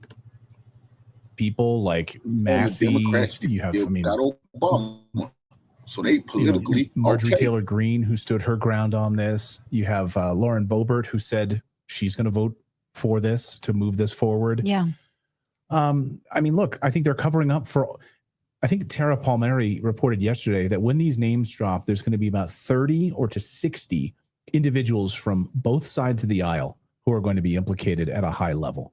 So everyone is involved in this. And there's only a few people that are brave enough to stand up for it. But both parties, it's a uniparty in Washington, D.C., and they're all implicated. Why have Democrats suddenly decided they're for this because they're not in power, and Republicans are deciding they're against it because it seems like the marching orders from President Trump is to treat it as if it's nothing? Well, they're hoping that there's something in these documents that will implicate Trump, I'm pretty sure. You think that that's what Republicans want? No, I think that's what the Democrats are. Why the Democrats would want to. Right. I'm not. Yeah. I mean, I think they would gladly sacrifice the Clintons to take. Why do you think you got Boulay Hakeem Jeffries coming out saying the Republicans is protecting child, traffickers? They know what's in there. And like I keep telling y'all, they don't care when Bill Clinton is ran through the mud. They don't care that Bill Gates and some of those internet geeks, some of those tech geeks, they don't care that Chris Rock is going down. They don't care. They got Trump. They know that. I told you yesterday, blood in the water. That's why and Trump been disrespecting Margaret Taylor Greene and Thomas Maxey. That was his big mistake. They got just enough votes to expose everything, and the Democrats have him. That's all that matters. That's a fact. Take Trump down. The Clintons don't have. The Clintons don't have the sway over the younger voters that they think they do. Obviously, no. Their time is past. Their time is gone, and it's new blood. And so if they can, if they can go to their districts and if they can go to their constituents. By the way, these people are going to be flooded with phone calls because we're going to make sure that these people are flooded with phone calls from your representatives, like calling your representative, like. You have an opportunity to vote to release these documents next week. Your name will now be assigned to it. We want it. If they're going to be overwhelmed with phone calls, and so these Democrats will say, "I voted for it. I voted for transparency." Why did Republicans? It's all politics. They're playing with this list. And you think Republicans are voting against it because Trump has told them to? Well, he personally called them. At a freaking meeting in the Situation Room. See, we honest at this platform. We don't pick no damn sides. We want non-corrupt politicians. We don't want dirty pedophiles. If you're guilty, your ass is guilty, and we don't give a shit. Now this ain't politics. The Republicans ran For on crying this. out loud. I mean, they're trying to. Now they saying, "Oh, the Democrats playing politics." Well, why the fuck did y'all hype this shit up and say that y'all wanted the Epstein files? The Democrats say, "Oh, you want them?" Well, here they go. They're trying to prevent this from going out anywhere. But I also like point out that Marjorie Taylor Greene, Nancy Mace, and Lauren Boebert were in that meeting with the victims, and they like came out visibly like upset. And so I mean, that could probably have a lot to do with why they stood their ground. There could be some really damaging stuff coming out. Right. I mean, and Nancy Mace said that in her statement yesterday. I mean, that she met with these victims. It's absolutely horrible stuff. She didn't even want to talk to the cameras when she came out of it. And you know that Nancy Mace loves the cameras, let's be honest. So the fact that she like walked by and she was like crying and visibly shaken, she's like, I don't want to talk to anybody. I can only imagine what this stuff is. I mean, it's absolutely horrible stuff, and they don't want to investigate it, and they're allowing it to perpetuate. Well, if you saw this Tim Tebow thing today, like this really hit me. He was just interviewed and he talked about, because he's been on a crusade against child trafficking and child porn and all of this horrible, horrible stuff. He said the number of people in the New York area that are just downloading this stuff on a regular basis, they know they're downloading it and they're not even investigating it. So just like allowing this to proliferate, and it certainly proliferates in the halls of Congress. And I think these people have had enough. We need to throw all these rat bastards out. Yeah. Okay. Let's transition to a different group of rat bastards, the press. Because it's clear to me that the press has been active in not only burying the Epstein story and impugning anybody who brought it up over the last decade, but also befriending Epstein.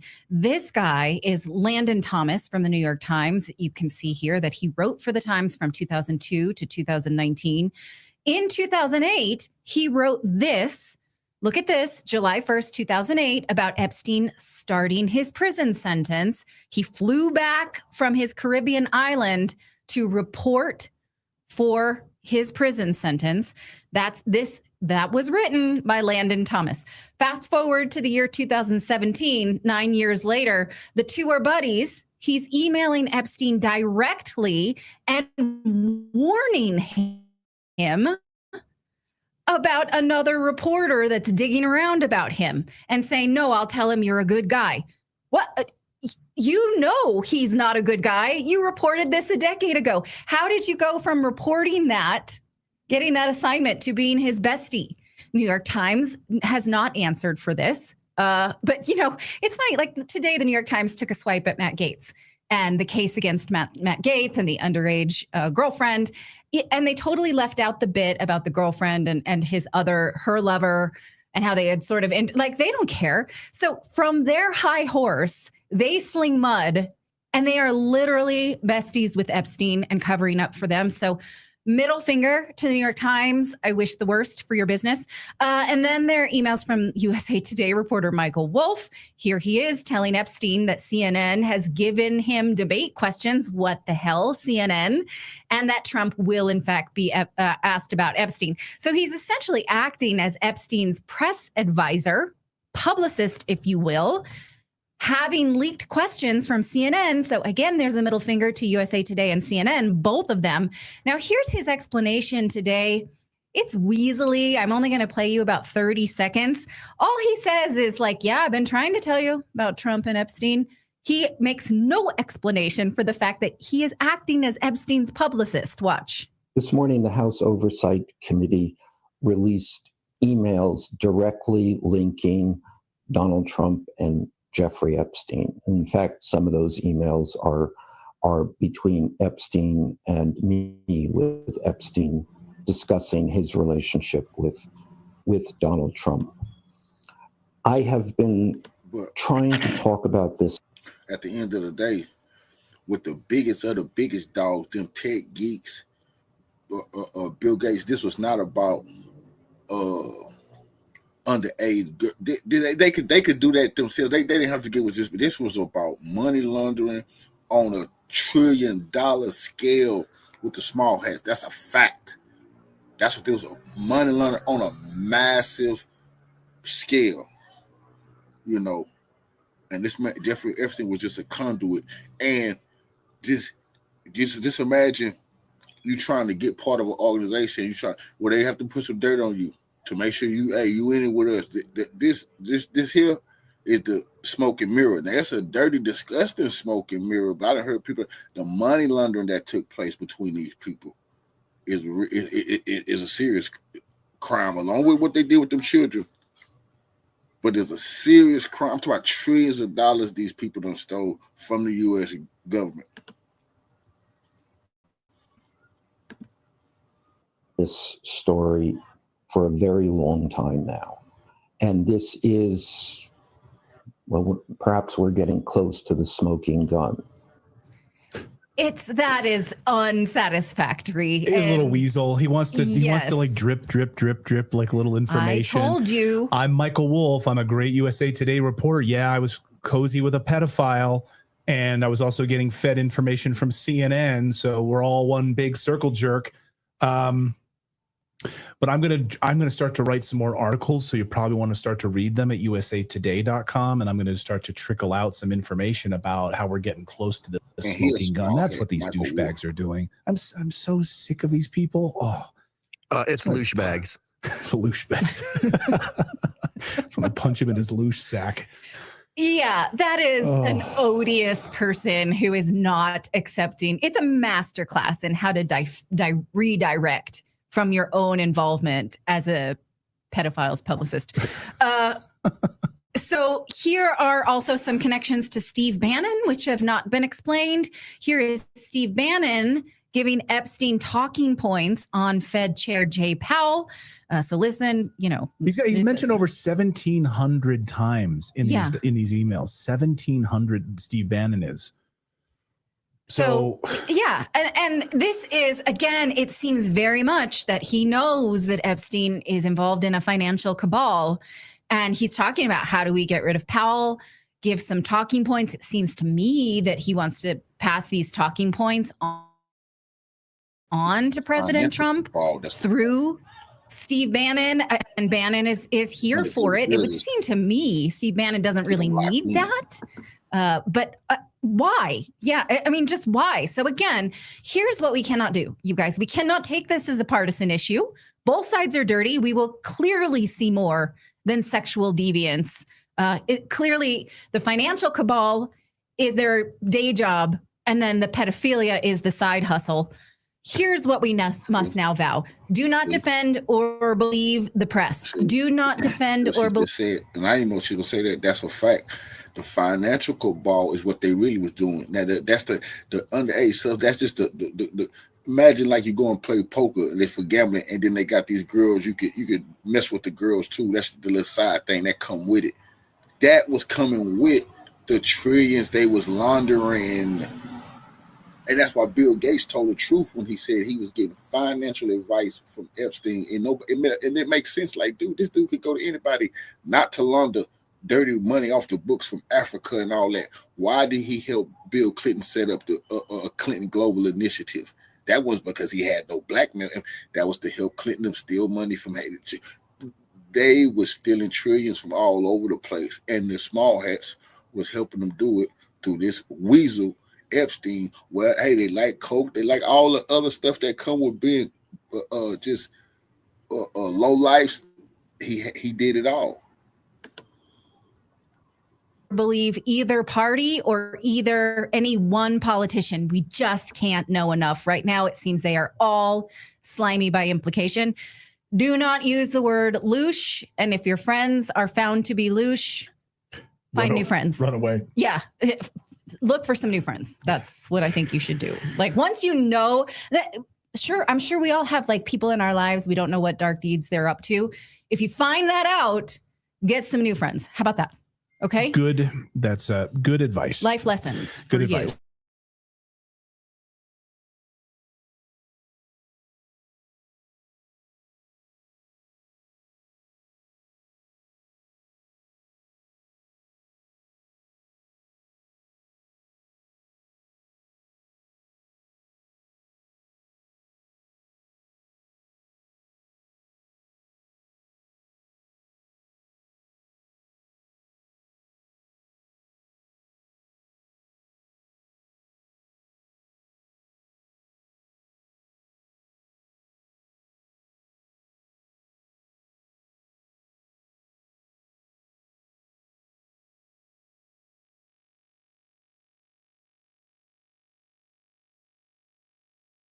He's young, he's eloquent, he's brilliant. Danny Haifong, here he is, joining us now on the mother of all talk shows. It's quite a night, Danny. There's so much to talk to you about and so little time to do it. But I'd like to begin, as I did with Max Blumenthal earlier, to hear your take on where Donald Trump's presidency stands this evening. Well, that's a great question, and thanks so much for having me back on, George. It's always a pleasure. In terms of Donald Trump's presidency, it is in crisis. It's in ruins in many respects. I was listening earlier, and the Jeffrey Epstein case never goes away. We have the New York Times putting out their information of his direct contacts with Jeffrey Epstein, which he has denied over and over and over again. And there's also the fact that Donald Trump has essentially, for like it or not, I mean, I never ascribed to much of Donald Trump's program, but he had a mandate to do many things, including end the conflict in Ukraine. And he's essentially done none of these things. And what he has done has only brought more crisis and misery for the general U.S. population, especially those who make up the working class population. This is the big problem Donald Trump faces. It's that on the one hand, he cannot seem to at all direct U.S. foreign policy in a way that reflects what he said was his vision, which was to be the peace presidency. In fact, the U.S. is mired still in West Asia. They're talking about opening a military base close to Gaza that can hold up to 10,000 U.S. personnel. There's talks of war with Venezuela. There's, of course, the conflict in Ukraine raging. And it just goes on and on and on. Threats toward Nigeria. But the big problem for Donald Trump is that all of this comes under the condition and context of a general economic crisis in the United States, high inflation, the tariffs have been a complete disaster, and Donald Trump looks weak on many fronts, including when it comes to the trade war, which he so humiliatingly lost on many different occasions since his so-called April Liberation Day. So Donald Trump's presidency is in big trouble. I happen to think that that might be by design, because oftentimes U.S. presidents, as well as the majority party, like to cede some territory and ground so that their criminality, so that their policies that are hurting both the people and the planet can be blamed more so on the other party. Right now, it's very difficult to do. He still does it. He says it's Biden's war in Ukraine. He said it's Biden's fault. The economy is where it is. But the fact of the matter is that he had a mandate. He has both chambers of Congress, and he has a presidency he's not afraid of wielding its utmost, if not more power than what is granted to it. And still, we are in the crisis that we are in. So it falls at his feet. And essentially, what we're looking at is a presidency in ruins. Well, let's break down some of those issues. We'll start with the most obvious, clear, and present danger, which is a Latin Vietnam, an invasion by American soldiers of a vast territory filled with millions of highly radicalized people, all of them with guns. What could possibly go wrong? Danny, your take. Is he really going to do this? I wouldn't be surprised if he tried. It was back in his first administration that he tried to basically implant Juan Guaido. And there was an attempt on Nicolas Maduro's life that was backed by the United States. And so he has not been afraid. His administration has never been afraid, whether it's Trump 1 or now, to back the most extreme elements of Venezuela's opposition, which also happen to be the most unpopular. So there's a lot of room here for the United States to get embroiled and bogged down in an absolute quagmire, because despite the sanctions, despite the attempt to delegitimize Venezuela's leadership, its social system, the Bolivarian Revolution, as they call it, this has not actually led to any kind of success for Venezuela's right-wing opposition and U.S.-backed opposition. It's been the opposite, actually. And so, as you noted, Venezuela's population is being armed the vast majority of people in Venezuela are poor, they are working class, and they do support the government, which means they are all ready to fight essentially to the death to defend their sovereignty. And it's always been the case since Hugo Chavez came into power in the late 1990s that the military has been on the side of the government. They have not been able to turn the military. Donald Trump still hasn't been able to do it. There's rumors, there's leaks coming out saying that Donald Trump's administration is trying, the CIA is trying to do this, and it's not working. So if the United States does this, and we have many different options, but let's say they take the most extreme form, which is land strikes on Venezuela, this could be the death knell of U.S. influence in Latin America. It may be the silver lining, because right now the situation in Latin America is very divided. You have figures like Javier Milei, who are extreme libertarian, who want to see complete subservience to the U.S. and Israel and Latin America. And then you have people like Nicolas Maduro, who wants to see a sovereign, multipolar Latin America. If the U.S. attacks Venezuela and tries to invade, we are going to see a massive shift away from the Malays of the world, away from the U.S. puppets, toward a more united Latin America. And that will be the legacy of Donald Trump. Essentially, he did it in Iran when he bombed Iran after the at the end of the 12-day war that he backed Israel over. And it's likely going to happen in Latin America, but it will come at the expense of Venezuelan civilians, Venezuelan people, and it will come at the expense also of the U.S.'s overall legitimacy in the world. This has really been Donald Trump's legacy so far. It's his wrecking ball that he is swinging. And I wouldn't be surprised if he did try, because we all know, and I think, George, you've been following politics for a long time. When midterm elections come, when there is a U.S. election on the way, there tends to be an attempt by the presidency, by the Oval Office, to make a kind of statement. So we should all be alert and aware of that, because this has been, for people like Marco Rubio, this has been a project long in the waiting. Yeah, a wag the dog war, but that's only of any use if the war goes well. I think both you and I know that the chances of an invasion of Venezuela going well for the United States are close to zero. I mean, they can bomb, of course, and they might well do so. They can even kill the president, as they certainly have tried to do so in the past. But the Chavez revolution has millions of adherents and has delivered for, as you say, the very poorest people in Venezuela. The poorest people, the blackest people, the most indigenous people have all benefited, despite all the sanctions from the Bolivarian revolution. And now they've all got weapons. I mean, Maduro is such a dictator that he's given millions of people weapons, which if they hated him, they could turn on him. But he's confident that they'd rather fire them at the Yankees. So a wag the dog war, well, Trump would be betting everything on that. It's quite a gamble, isn't it? It is. And your audience probably remembers, George, in 2011, when the U.S. Utilized NATO to bomb and overthrow the government of Libya. Muammar Gaddafi did a very similar thing, because Libya didn't actually have its own standing army. It was actually such a democracy. It was so decentralized. It claimed itself to be a direct democracy, that its only army was a people's army. And that is what was fighting the terrorists on the ground and was succeeding up until the bombing campaign. So all that is to say is that the United States is not looking at an easy war here.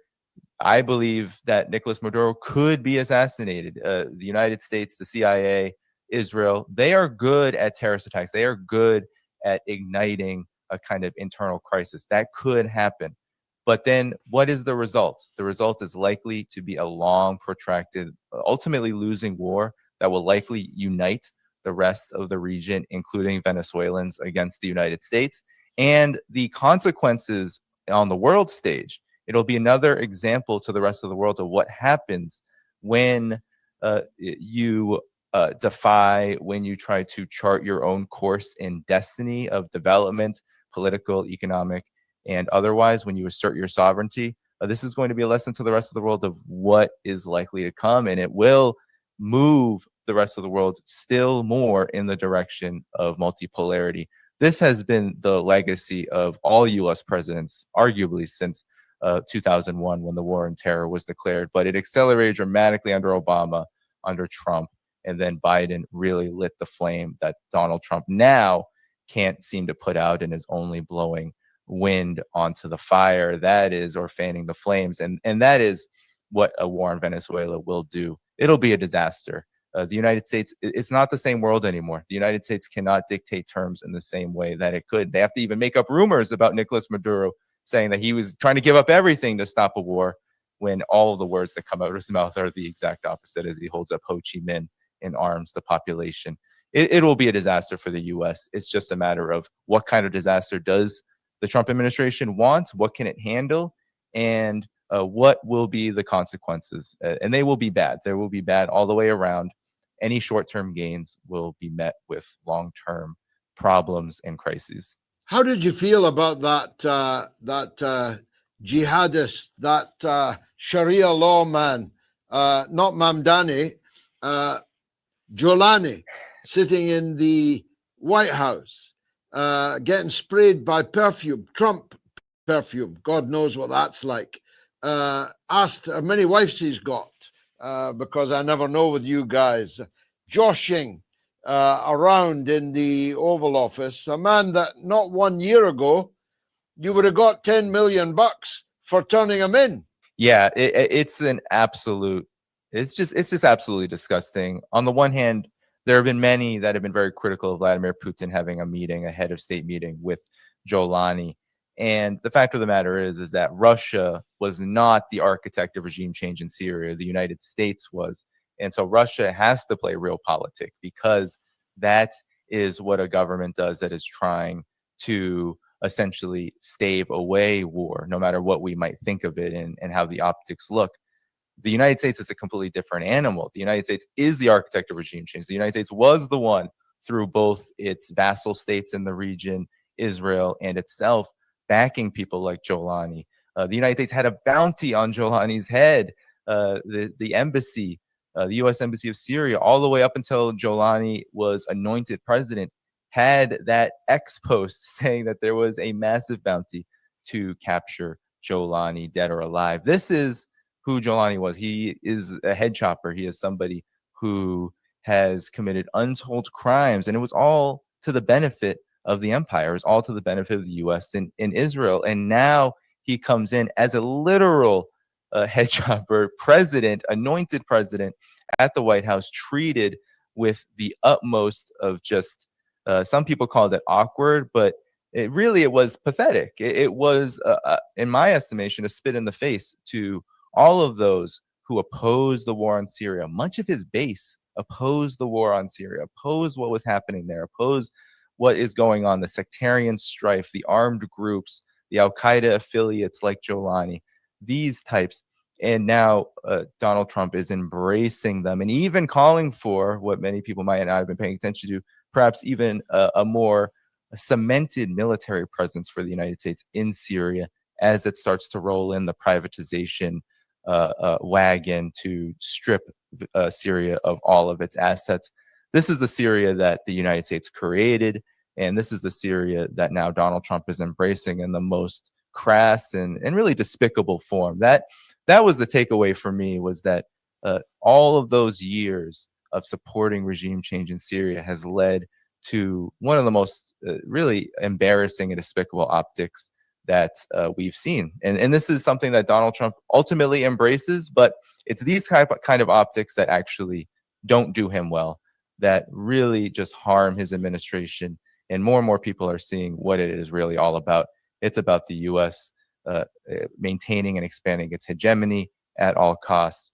And Jolani is simply a tool to do that, whether he has a suit or whether he is out, on the battlefield as a paid proxy of the U.S., of Saudi, of whoever it is, chopping heads and committing massacres at the behest of empire. Although the media can be counted on. There he was in the country that suffered the terrible crime of 9/11. We're told at the hands of Al-Qaeda. Here's the deputy leader of Al-Qaeda in your country, in the White House, in the Oval Office, and everyone's forgotten 9/11. I didn't see any commentary on any of the mainstream, certainly not on the television, that held his feet to the fire over 9/11. Maybe called for an apology or something. They got none of that and didn't ask for it. No, and this is all part of the ruse. Really, what was a massive population kind of manipulation on the part of the U.S. foreign policy establishment from the very beginning of the United States, before 9/11 even happened, had been supporting arming through the CIA these groups. Many might remember the Soviet-Afghanistan war, which the CIA was heavily arming and funding the Mujahideen there, which eventually became forces like the Jolanis of the world. So this is a historic problem. And even the one interview I saw on Fox News where he was questioned about what he felt about 9/11, what did he think about it? Even that answer just showed the defensiveness. He was trying to say that he was not involved at all. He was only 19 years old.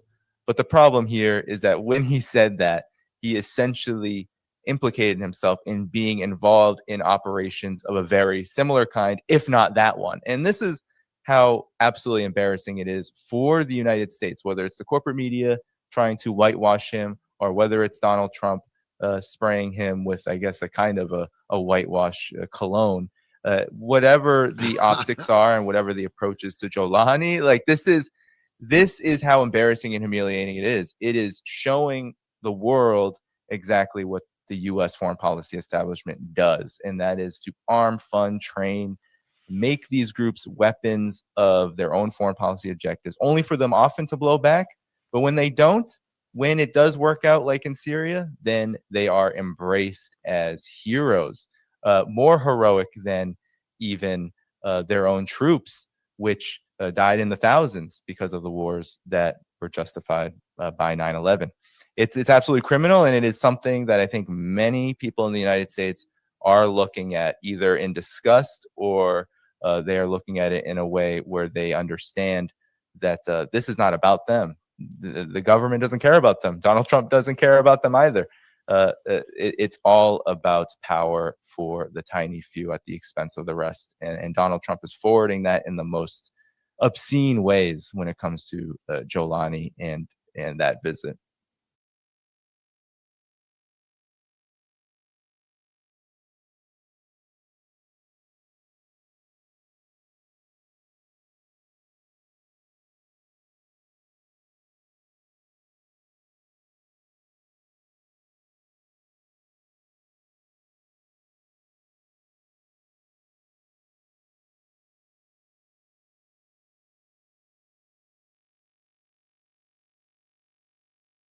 Is Thursday, November 13th, 2025.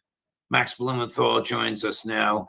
Max, before we speak about the causes of the crag up in MAGA, I want to ask you about the prison rape scandal in Israel. Is there an effect of this on domestic policy, that Netanyahu's administration refuses to condemn what every other government in the world condemns, the forcible rape of a helpless victim?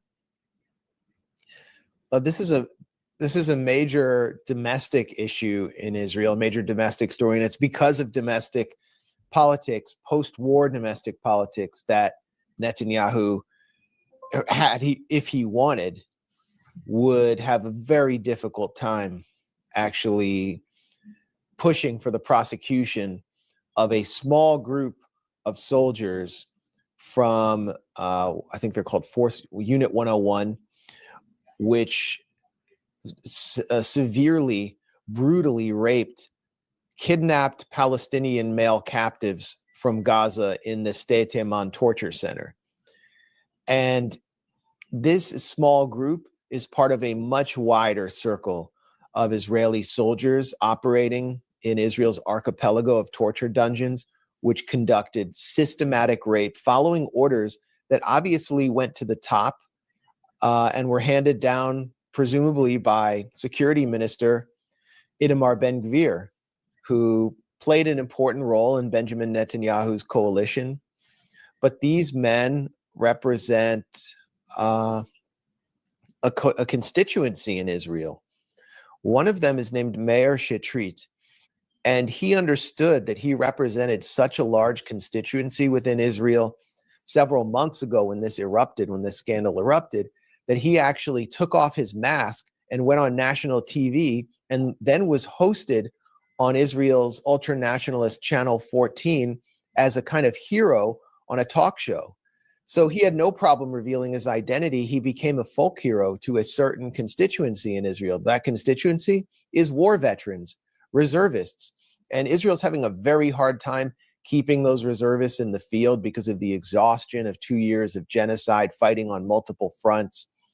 And Israel's actually handing out bribes, de facto bribes, to these reservists just to keep them in the field in any unit. They're getting paid $6,000 to $7,000 a month, according to the former Israeli researcher and political economist Shir Hever, who's done an enormous amount of research on the nature and state of the Israeli army. He calls it a glorified mercenary army, and they're just going between units, making more money than the average Israeli citizen, basically being incentivized to commit war crimes. And so for Netanyahu to go against that constituency means it's going to be harder to keep men in the field because they're going to be committing war crimes, and then they're going to fear prosecution. And they represent, a voting bloc, not just within the religious nationalist settler voting bloc, but within Israel proper. And they have a lot of support in the military, within the Knesset. And so they were cheered, this group of torturing rapists, when they entered the high court in Israel. They were cheered by their families, by average Israeli citizens, and by fellow reservists. And the villain in Jewish Israeli society is named Yifat Tomer Yerushalmi. She is the Israeli army's she's a major general, very high-ranking figure in the Israeli army, who's in charge of prosecuting soldiers who commit war crimes. Basically, her job is to prevent any prosecutions and to paper them over. But this one was so severe, she was presented with video of these soldiers anally raping a man with a baton, one after another, a civilian from Gaza, in the torture center of Sde Teman. And when she attempted to present a prosecution or an investigation, she was shut down, so she leaked the video, and that's her crime.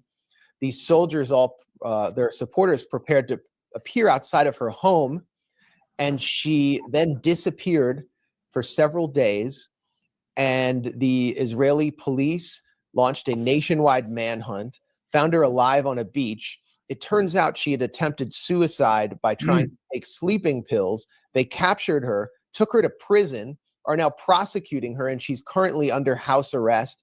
And she is still afraid for her life because these soldiers keep showing up outside her house, threatening her. So that's the state of play in Israel. The rapists are national heroes, and the one high-ranking Israeli army officer that was trying to hold them accountable is being prosecuted. Well, Chris, can you play the B-roll? I mean, this is the scene in the courtroom that you described. The guys with the masks are the defendants, hugging and kissing each other, and there's the crowd. I guess the judge hasn't come out yet. No judge will allow this in a courtroom, theoretically. Are they being prosecuted? I mean, they're in a courtroom. Are there criminal charges against them since they filmed themselves committing these crimes? Well, the high court is going to decide whether they will be prosecuted or not, and this will have implications because as I said, the purpose of the Israeli army's legal division is to make sure that there are no prosecutions, because they need to have a free hand against the enemy, against the terrorists, and that means torturing them, raping them, bombing them in their homes where they're doing laundry, bombing an entire apartment building. This is an actual testimony that just came out from an Israeli soldier, that he was ordered to fire a tank shell into an apartment building, killing a dozen families because a man who was supposedly targeted was seen doing his laundry, and he had just been given a lecture by his brigade rabbi on how everyone was guilty in Gaza. We're also seeing testimonies from the Palestinian Center for Human Rights about how prolific, how systematic the practice of rape is in Israeli prisons against Palestinian male captives. I could not describe what I felt. I wished for death every single minute after I was raped. They left me alone, handcuffed to the bed without clothes for many long hours. I could hear the soldiers outside speaking Hebrew and laughing. This is one of many testimonies that have come out, and they are no longer viewable on YouTube. YouTube has deleted the Palestinian Center for Human Rights' entire account, along with 3 other Palestinian human rights organizations' accounts without explanation, because the United States, under orders from Israel, sanctioned these NGOs. Switching gears slightly, will the Israeli invasion or attack on Iran be delayed until after the United States attack on Venezuela? Well, I just got off the phone with Netanyahu. We're going to be doing an interview for Salem Communications, and he says no. No, I actually have no intelligence there, but it seems fairly obvious that the administration is prioritizing the Western Hemisphere in Operation Epstein pedophile distraction. And that's not just according to me, that's according to the Colombian president, Gustavo Petro, who is a leftist who's spoken out against Trump's wanton massacre of his own citizens in the Caribbean who have never been proven to be drug dealers. And he is now personally sanctioned. Gustavo Petro went before his people on national TV and said that a network of pedophile elites in the United States is launching this war to distract from their own crisis of the Epstein files. This is now an international story. And the USS Gerald Ford, the largest, most sophisticated aircraft carrier in the US fleet, is now in the Caribbean, just miles from Venezuela, stacked with F-18A Hornets, ready to attack a nation that poses no threat to the United States, which was ready to negotiate with the US to lower oil prices for Americans and help with our affordability crisis. And we have to ask ourselves why? Why is this happening? And we also should conclude that this is likely to be sequenced so that an attack on Iran by Israel will take place at a later date, with the U.S. rotating its aircraft into the Al Udeid Air Base in Qatar. And when we see that rotation and the bombers coming into Al Udeid, along with Israel being supplemented with the THAAD missiles, because the U.S. has to deplete its already dwindling supply to defend Israel, then we can expect an attack on Iran might take place. And what's telling is that Donald Trump contradicted his own National Security Council director and Secretary of State Marco Rubio, who initially declared when Israel attacked Iran without provocation last June that this was a unilateral Israeli attack and the U.S. had nothing to do with it. Trump, a week and a half ago, said, actually, we were a part of that Israeli attack and we supported it and we knew they were going to attack and we provided logistics. And the Israeli military high command, Eyal Zamir, the Israeli chief of staff, they've openly come out and said, we knew Trump was going to support us in helping extricate us from a war we started but couldn't finish. So I think we'll know when this is going to take place, but first we have to see what happens in the Western Hemisphere, which is the clear priority for this Monroeist, neo-colonial-minded administration. How has the latest on Epstein and what we learned about Charlie Kirk since his murder adversely affected MAGA, the president's base in the United States? Well, this all happened at once in July. July was the biggest I think, one of the most pivotal months in the Trump administration. And I mean, I could feel it. We discussed it. We covered it at our live stream at the Gray Zone. The Epstein files shattered Donald Trump's mystique, not just within the country, but within his own base, because his FBI director, Kash Patel, who'd been promising on every podcast he went on this radical disclosure to expose the deep state elites through the Epstein files. He told the MAGA hack Benny Johnson that the reason that the Epstein files weren't released under Biden was because who was in them, implying that they were going to hurt the Clintons more than Donald Trump, close Epstein associate. And he joined with Pam Bondi, who said, oh, I have all of the names of the Epstein victims on my desk. It's horrible. There's more than we ever imagined.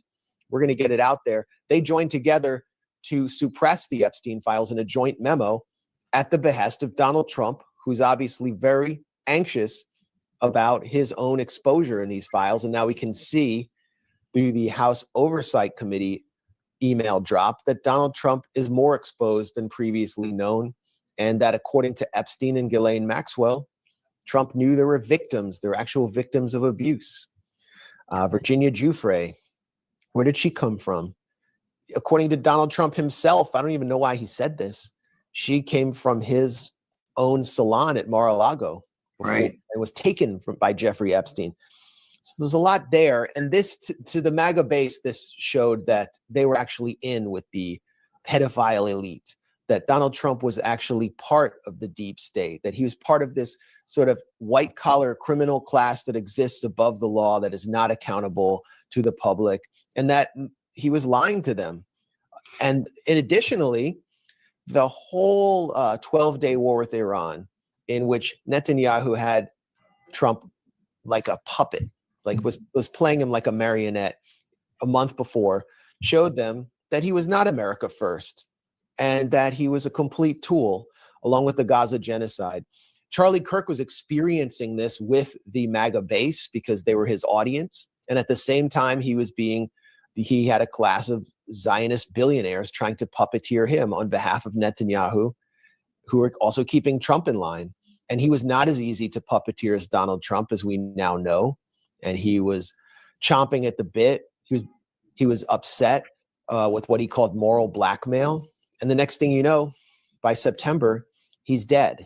I don't know if there's a connection there, but he was sort of a proxy for what was taking place inside the MAGA base. And now the crisis continues, and it continues to play out, and will play out even more dramatically after Donald Trump had his FBI director, Kash Patel, and Pam Bondi take a congressman from Colorado, who is one of the most radical MAGA members of Congress, Lauren Boebert, into a room. We don't know what happened in that room, but we have to ask why it was the FBI director and AG who were pressuring her not to sign on to a petition by Thomas Massie to release, and Ro Khanna to release the Epstein files in the House. And Boebert wouldn't bite because she understands this is like the kiss of death among the Republican base now, to support the suppression of the Epstein files. She wouldn't go for it. But why are these two national security related officials, sort of the faces of the deep state, pressuring her? Is this a national security issue now? Were they showing her images of child abuse? We have to ask these questions now. I think this is more significant than the content of the files we've seen. And now they have the votes. Massie has the votes. And who's in the crosshairs now? It's Thomas Massie. Donald Trump is trying to take out Thomas Massie, and who's he using? An Israeli Likudnik warlord named Miriam Adelson to pump $20 million into his rural, lightly populated district to destroy him for these kinds of acts. So obviously the Epstein files are Donald Trump sees them as an existential threat. Trump must know what's in there, have a good idea what's in there if he's going to this extent. So let me make sure I understand this. Bondi and the Attorney General and Patel, the director of the FBI, have done a 180-degree flip from where they were when they were on the outside and Trump was running for president, and from where they were in the initial days of their tenure in office, because the president must have said, cool this stuff, we can't do it. And MAGA is noticing, profoundly noticing. Profoundly noticing. I mean, that's why you see figures like Nick Fuentes, he's been sort of the main voice of noticing within that part of the base. His audience is just almost entirely under 35 and online, why he's been elevated so much in the last several weeks. And he has been gaining so much momentum. And you see just within the podcaster world, who's being discredited right now, who has completely lost their patina of credibility. It's Ben Shapiro, whose yarmulke keeps getting bigger as his credibility shrinks. And he's now figuratively and literally. I mean, which is not a good thing for the fight against anti-Semitism. He's whimpering right now and apologizing and spinning because a clip of him is reverberating across the internet in which he says that young people do not deserve to live wherever they grew up, and they should go where it's affordable and not be whining about the lack of affordability in New York City, for example, that you don't deserve to live there, which is something he seems to say to Palestinians while he says that he deserves to have a second country in the land of his imaginary ancestors.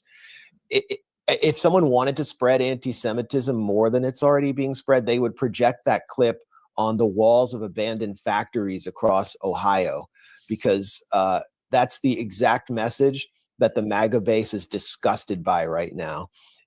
And I think he's also the other mouthpiece discussing MAGA is Mark Levin. I mean, why the Zionists are putting this buffoon, this grossly overweight, belligerent, unhappy, miserable person out there to attack Tucker Carlson and the rest of us is beyond me.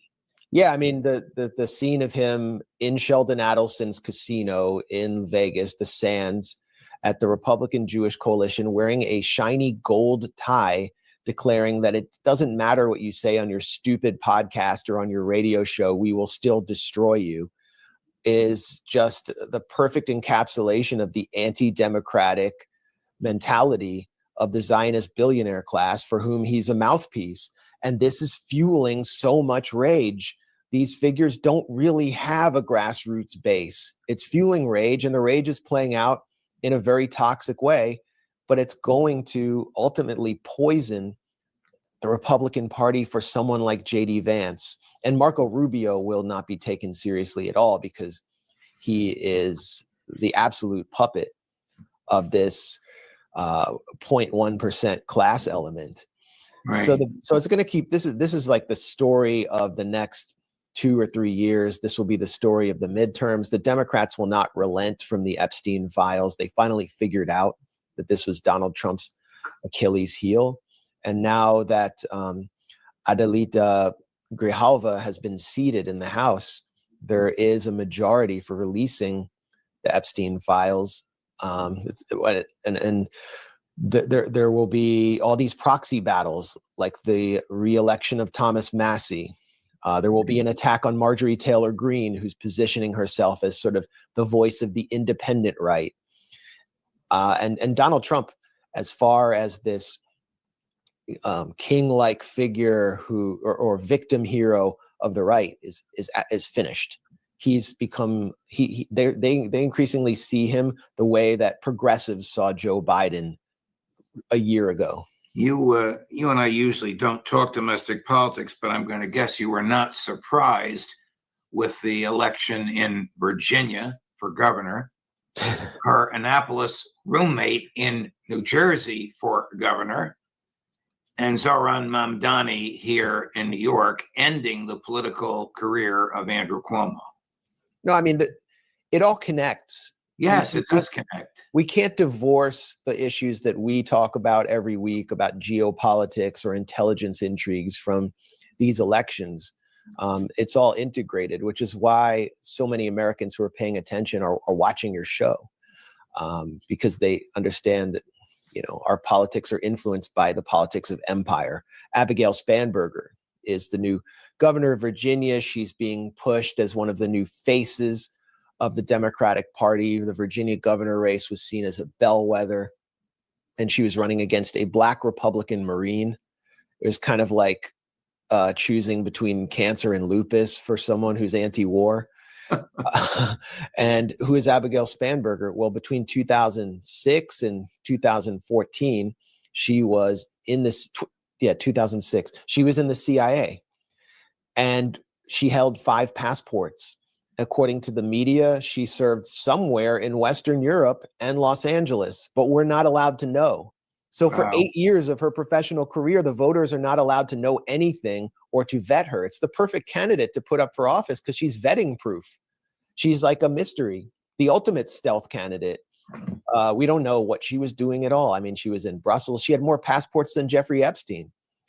And then you got in your native New Jersey, Mickey Sherrill, who was her pal and roommate on Capitol Hill, who comes from naval intelligence, who has a similarly murky background. And Josh Shapiro is being hailed by the New York Times columnist Benjamin Applebaum as the future of the Democratic Party. The Pennsylvania governor went to Jewish day school with Jake Tapper. He wrote an article in college declaring that Palestinians don't deserve a state because they're too battle-minded. He went to an arms factory in Pennsylvania to sign shells with Vladimir Zelensky. Yes. He is extremely pro-Israel. And you can see what they're doing here by positioning these figures is to isolate someone like Zoran Mamdani and neuter him so that when Josh Shapiro, let's say, gets the nomination in 2008, they'll go to Mamdani and say, hey, Muslim, do you endorse Josh Shapiro, the warmonger, or are you an anti-Semite? And I mean, there's so many, they're going to stack the field with candidates just like Josh Shapiro. So the Democratic Party is facing a similar kind of civil war as the GOP. The difference is the Democratic Party's constituent base is much more diverse, ethnically, religiously, and politically than the GOP's. This is a fascinating analysis, Max, one that has educated me, even though I thought I knew New Jersey politics pretty well. I knew she had been in the CIA. I knew Spanberger had been in the CIA, and I knew that Sherrill had been in naval intelligence, but I didn't know about the hiding of their backgrounds under color of law. So you have Mickey Sherrill and Abigail Spanberger on one side of and Josh Shapiro on one side of the Democratic Party, and Zoran Mamdani and AOC and Bernie Sanders on the other side of the Democratic Party. Wow. And the Republicans, of course, will soon be the minority party in the Congress because Trump has no credibility any longer. And the more that comes out on Epstein, the more, where's the Christian right on Epstein? Where are those Christian nationalists? Where's Mike Huckabee on Epstein? These people that don't even use 4-letter curse words, they're willing to tolerate Trump sitting down with one of Epstein's victims for 3 hours? That's a great question. What is the Christian right now? You know, I wrote my first book about the Christian right. It's called Republican Gomorrah, and it was sort of about another Republican crack up over cultural issues. They were the force behind George W. Bush. They were the real sort of grassroots get out the vote movement that got Bush reelected in the midst of the Iraq War, using cultural issues to distract from the coming economic crisis and from the fact that Americans were coming back in body bags and with their legs blown off from an illegal war based on a lie for Dick Cheney's profits. And where are they now? What are they? We don't see them that much, but they are part of this fight within the Republican Party. They're trying to reassert control of that George W. Bush pro-war neocon coalition on behalf of Mark Levin. And you realize the Christian right was always sort of astroturfed, and that they were these charismatic, gay-bashing preachers who were being backed in many ways by Zionist forces. Pastor John Hagee, he was recruited by AIPAC to lead this Christians United for Israel group. Before that, he was sort of a notable local faith healer, Pentecostal faith healer in San Antonio. Then he becomes this national figure who helps actually propel Mike Huckabee to notoriety. And who's funding him? Adelson had been contributing millions of dollars to a supposed Christian group, Robert Shillman, $250,000 a year. So the Christian right now stands exposed as an artificially created, astroturfed, get out the vote organism for a wing of the Republican Party that's increasingly discredited as Israel first. And I had always seen them that way, but now you have young people in middle America or within the evangelical world seeing it that way. There are rumors that Charlie Kirk was converting to Catholicism because he was so disgusted with these evangelical pastors, like his own pastor, Rob McCoy. And there's a fascinating interview that was conducted by Sohrab Ahmari, who is a former neoconservative, former, I guess, Iranian monarchist who used to attack me all the time and is now, basically anti-war. He interviewed the son of Nikki Haley, someone who is positioning herself as the candidate of the neocons and the Christian right when she ran. I actually snuck into a meeting of the Christian right's secret Illuminati Council, the Council for National Policy, that she addressed. And her son has basically disowned the politics of the neocons and the Christian right and declared that Israel is not a U.S. ally, that it's actually a burden on U.S. national security, and that there should be a social safety net in the U.S., but he still identifies himself as a kind of American nationalist. So, well, there's a social safety net in Israel paid for by the American taxpayer. I think Christian nationalism is still very present in the United States and very potent, but it's going to be it's going to be channeled through a much more nationalistic and America-focused conservative youth movement. And I think the Republican Party, I don't know how they're going to adapt to that, but this whole line of preachers from Jerry Falwell to Christian Broadcasting Network to Pastor Hagee, they're going to have to be put out to pasture at some point. Last question. What happened to Ron Dermer?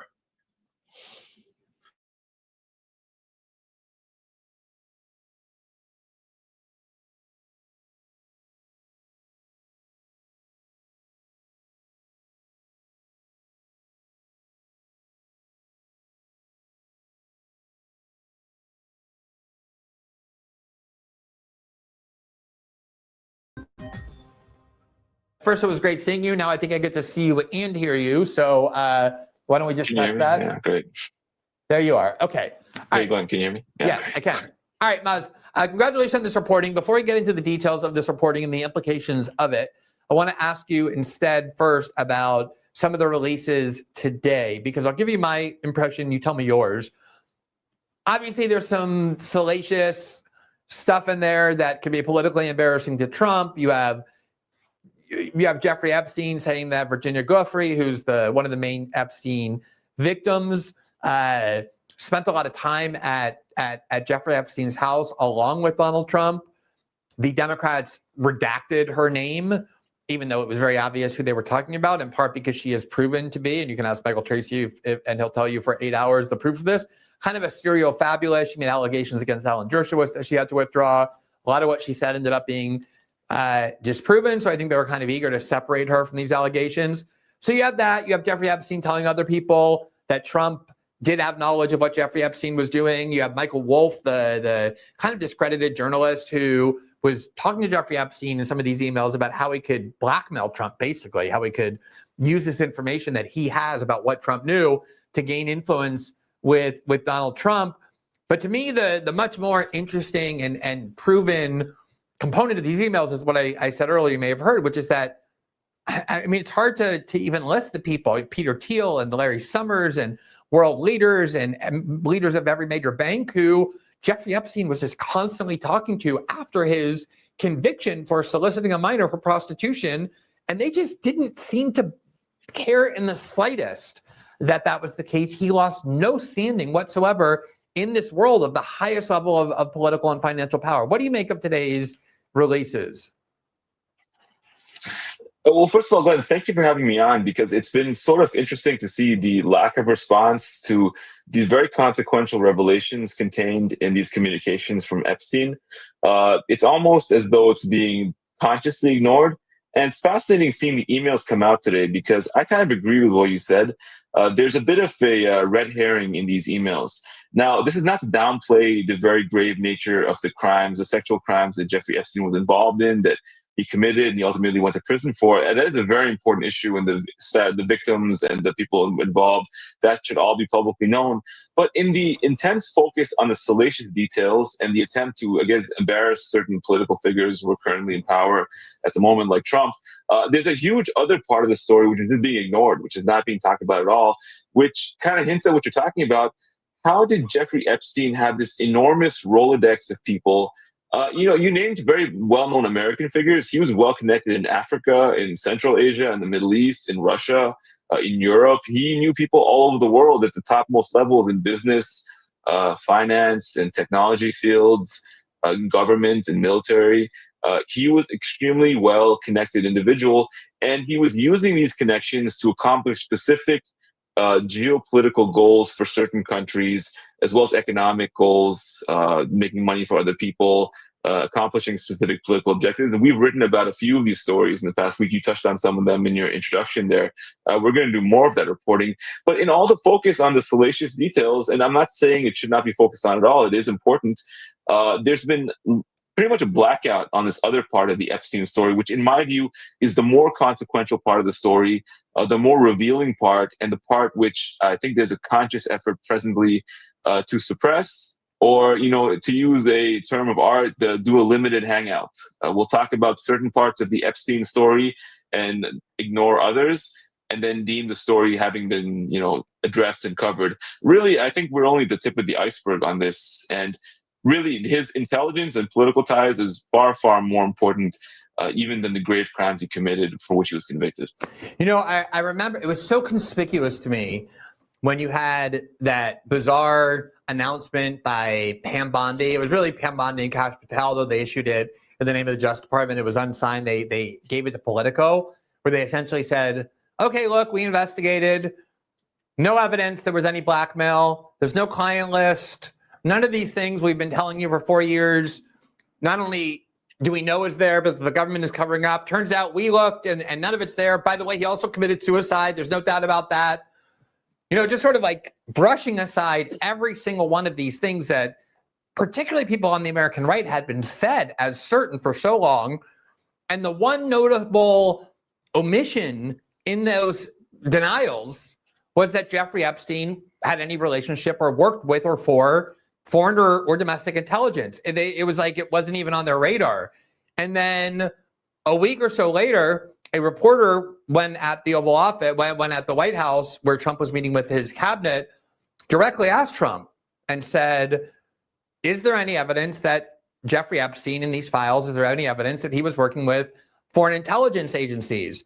And that was when Trump exploded with rage and said, you people are idiots for focusing on something so trivial, which his own son and vice president a year before had said was the most important story. And then he said, Pam Bondi can answer. And she said, you know what, I not that I know of, I'll look and I'll get back to you, as though like this idea had never occurred to anybody. Like, hey, maybe we should check to see if he's working with foreign intelligence. And when you think about how costly politically it is for Trump to just so aggressively conceal these files and argue for their concealment in light of everything that's happened, there has to be things in there he doesn't want to come out.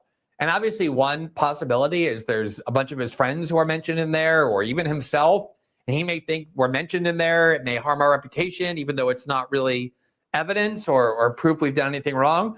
But the other aspect of it, and this is generally when the government covers things up, it's because of connections to and activities by intelligence agencies that they don't want the world to see. And the silence that your reporting has provoked really is feeding this suspicion for me that a lot of these releases are kind of designed to be tantalizing as a way of saying, oh, look, don't worry, you're getting transparency. When in reality, on the most important issues, there is transparency. You're providing it, but no one is really paying attention. They're purposely kind of suppressing it.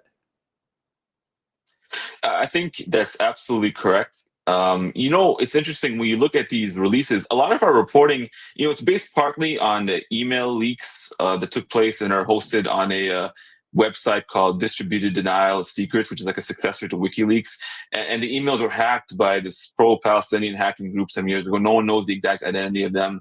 But they were released there. But those emails are only part of the story. But a lot before of you our go on, I stories wanted to are ask you based. that. Just describe for people, because I've looked through these. Like, what are those leaked emails? Like, who did they hack, and where do these emails originate? So there were several archives of leaked emails. One of them, which is comprised the bulk of our reporting, came from former Israeli Prime Minister Ehud Barak. And a lot of our stories are actually based on Barak and Epstein's interactions. This is the period in 2013, 2016, just when Barak was leaving the defense ministry in Israel. He's head of the Ministry of Defense. He was talking to Epstein while he was there, and then also even more so after he left. They're working together on these projects to promote Israeli tech, surveillance tech firms in different countries around the world, to create this, do back channel diplomacy that Epstein would help set up for Barak on behalf of Israel. They're doing all this, and there's a lot of detail in those emails, and there are a few other people who were hacked. The strong suspicion is this is part of an ongoing hacking war that was taking place between the Iranian Ministry of Intelligence and Israeli intelligence, where they're hacking each other and dumping the information and so forth. That's the realm of speculation. We don't really know. But, the emails actually don't tell the whole story. As much as they tell quite a bit. But really, the story is filled in when you look at the emails and the government disclosures together. Because the government disclosures, what we've seen so far, they contain Epstein's personal calendars, other emails, who he was talking to, what he was doing, and so forth. And you can look at both of them together, and the pieces start to fit together that way.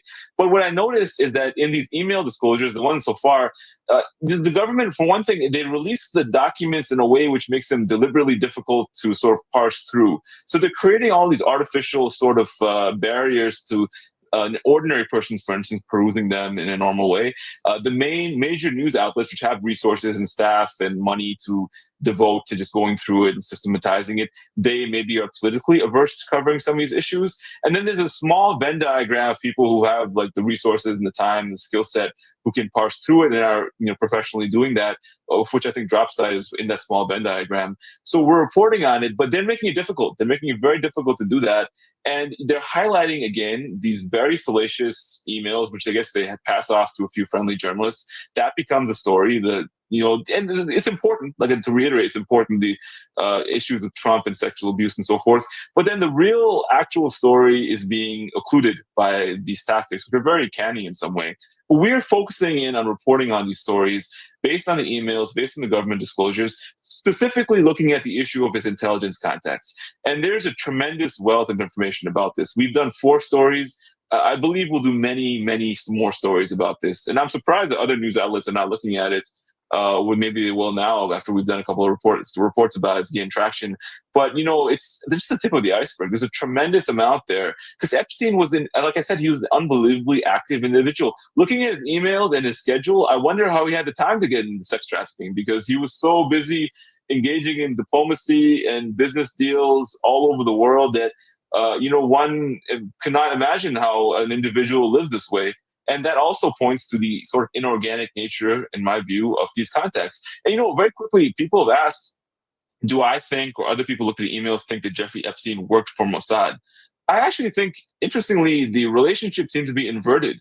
Like it would almost maybe be more logical or accurate to say that the Mossad worked for Jeffrey Epstein, because in his relationship with Barak, for instance, who at that time was one of the most influential people in the Israeli security establishment, the power dynamic clearly seems to favor Epstein in the relationship. Barak is looking to him for help, trying to get his attention, trying to get his help making money. And they were jointly deploying these Israeli intelligence-linked commercial firms, surveillance firms, and tech firms, and also military firms around the world to do their bidding for things that they had in mind. They can make money from them, and they could also further Israel's strategic interests. That seemed like it was more like that. So Epstein, in my view, he seems like a very, very powerful individual on whose behalf he worked and whom he was answerable to. I think it's not exactly clear, but I don't think he was an employee of any state. He was someone who was above all these states, and he coordinated among what it seems like a transnational criminal organization of elites. That's the only blunt way I could put it. He was a made man in that world. Well, let me just play devil's advocate for a second on this distinction between the salacious parts of the story and then the parts on which you're focused, which is his obviously deep connection to not just the Israeli government, but the policies of the Israeli government and advancing Israeli interests.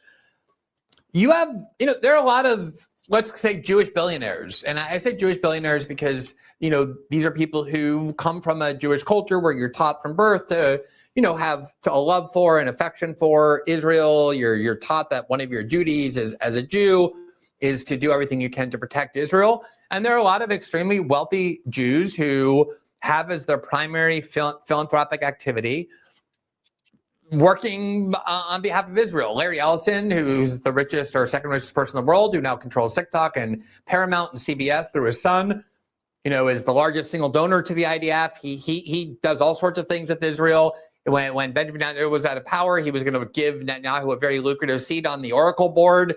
Then you have the two largest financial patrons of Jeffrey Epstein, Leon Black and Lex Wexner. Both of them are Jewish billionaires who also had as almost their exclusive philanthropic focus. By philanthropic, I just mean activities that weren't about profiting from their main companies, serving the Zionist cause, building up Israel in all sorts of ways. And so if you just sort of put Jeffrey Epstein in that category as somebody who's a Jewish billionaire with a lot of influence, there's nothing really notable or unusual, I guess, about the fact that he was really involved with Israel, had a lot of connections in Israel, worked to help Israel as Israel perceived it. It only becomes, kind of notable and significant and exceptional if, in fact, Jeffrey Epstein was doing things other than just procuring girls for himself. And if you just look at the kind of narrow legal charges that he and then Ghislaine Maxwell faced, she was convicted on procuring girls, not for a huge sex trafficking ring, but only for Jeffrey Epstein. So if we don't have the salacious parts, which we're calling it, namely that he was providing, global elites with a bunch of young girls, putting them in compromising positions, potentially blackmailing them. If we don't have that, and all we have is the stuff you're reporting, which is that Jeffrey Epstein was a big supporter of Israel and did a lot to help Israel and use his connections around the world, what is significant about that? Well, to be clear, I don't think that the other part is unimportant. I think the two should be viewed in combination with one another, because it does raise these other questions of, were people being blackmailed, and what was that adds to the criminality of the entire behavior, the fact that he was doing this. So the two things, it's not that one is important, the other isn't, that they should be treated, equal resources should be devoted to covering both aspects of it, so then we can all have the full picture. But to your point, it's very interesting because there is this sort of network or community of pro-Israel billionaires who are very well known. A lot of them are pretty public figures and so forth. But I think Epstein's a bit different because he actually wasn't one of those. He wasn't straightforward. He was pro-Israel, but he wasn't like a devoted, only caring about Israel type of guy. He had deep connections in Africa, in the Middle East and Arab countries, in Russia, obviously in Europe, in Central Asia even, and of course in the United States. He had his hand in many, many different pies. So he was a bit more cosmopolitan than some of those people may have been. And he was using these connections to accomplish all sorts of goals. He wasn't a purely Israel-focused individual. And I would actually say it's kind of interesting that, in a way, like, ordinary Israelis were also victims of this whole situation, because their country was being used by Barak and Epstein and others as kind of like a sovereign base for them to carry out their activities, to deploy Israeli resources or state companies and so forth, individuals, for their own interests, of which Israelis didn't really share per se. People were getting rich. I think Barak was getting rich. Epstein seemed to already be very rich. He didn't seem to, at this point, need money that much. But this was a very private enterprise from a handful of people. And, it wasn't even all necessarily for the benefit of Israelis per se. It was the benefit for some sort of network of people who actually spanned many different backgrounds. There were Arabs there were Europeans, there were, as mentioned, Africans, Mongolians even. This is all what it's about. So it's kind of, we don't really have a paradigm to discuss what this is, and a very, very clear one. But one last point. I haven't seen any evidence per se that Epstein was blackmailing people. I do think it's very plausible, and he did have ties with these Russian oligarchs who were known to do that kind of thing in Russia. But, another interesting thing is that I almost think that a lot of the people who he connected with, they would have almost done things for him even out of the willingness, of their own volition, the majority of them at least, because what Epstein offered people was the chance to make them rich. Barack wanted to become rich. He knew he had to come to Epstein, and Epstein could open doors for him. They wanted to have, fun, quote unquote. They wanted to be part of the bustling social scene of which he was a very important member. So I guess, he would facilitate that. So, he may have been blackmailing people, but almost, that would have been, in some cases, superfluous, in many cases at least, to get what he wanted politically, as we see in these communications. There's no question that blackmail, especially about private sexual matters, which is what tends to generate the most attention, maybe the most embarrassment, reputational harm, is a very common part of high-level geopolitics. Certainly the Israelis use it, the Americans have used it. Countless examples that you can cite that it's not a conspiracy theory. And so, and there is an email, that is very interesting where the so-called journalist Michael Wolff, who has a lot of ethical problems of his own, was actually coaching Jeffrey Epstein on how he could use the leverage that he has over Trump and the knowledge he has about Trump's activities with Jeffrey Epstein to kind of, get what he wants from Trump, or force Trump to do things, or help Jeffrey Epstein in some way. So, I mean, it's not like these materials, even the limited ones that we've seen, because remember, the Justice Department has most of them and still hasn't released them. We're getting drips and drabs. There's already some blackmail talk around Jeffrey Epstein and his activities. But one of the things that really strikes me, Maz, I just want to delve into this a little bit more and get your view on it, is, I think one of the reasons that the Jeffrey Epstein case has been so captivating for so many people is because there is this perception that we're basically living under the rule of a global elite. You were kind of talking about, it's not just, Israel and the United States. There was an email today. I'm pretty sure, I didn't confirm it, so I don't want to say definitively, but I think Mohammed bin Salman gave Jeffrey Epstein a gift of some sort of carpet or rug or something. Maybe it's a little too on the nose, but I'm pretty sure that was one of the emails. But also, when Jeff Bezos' marriage broke up, it was because his WhatsApp was hacked, and that was when his wife discovered he was having an affair. And there's a lot of blame that has been assigned to Mohammed bin Salman, the Saudi prince. So you have, Jeff Bezos and the Saudi prince and the Emir of Qatar and the whole Persian Gulf region, and these like warlords in Africa, and then these, bankers in Europe, and the entire kind of major elite system in the United States that transcends party and national interest.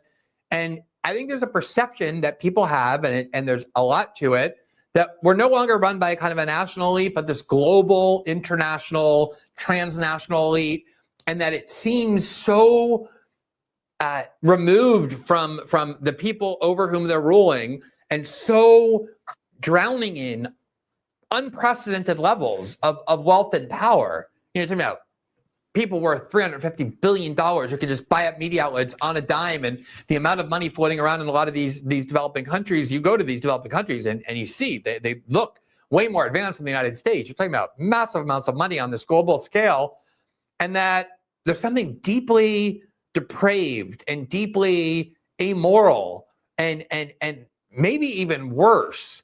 And the even independent of evidence that we may or may not have or get, that this was, some ring where huge numbers of very influential people were participating with Jeffrey Epstein and having sex with underage girls. The fact that they were on his plane and that they were at his island, and that there were all kinds of references to their knowledge that this is what he was doing.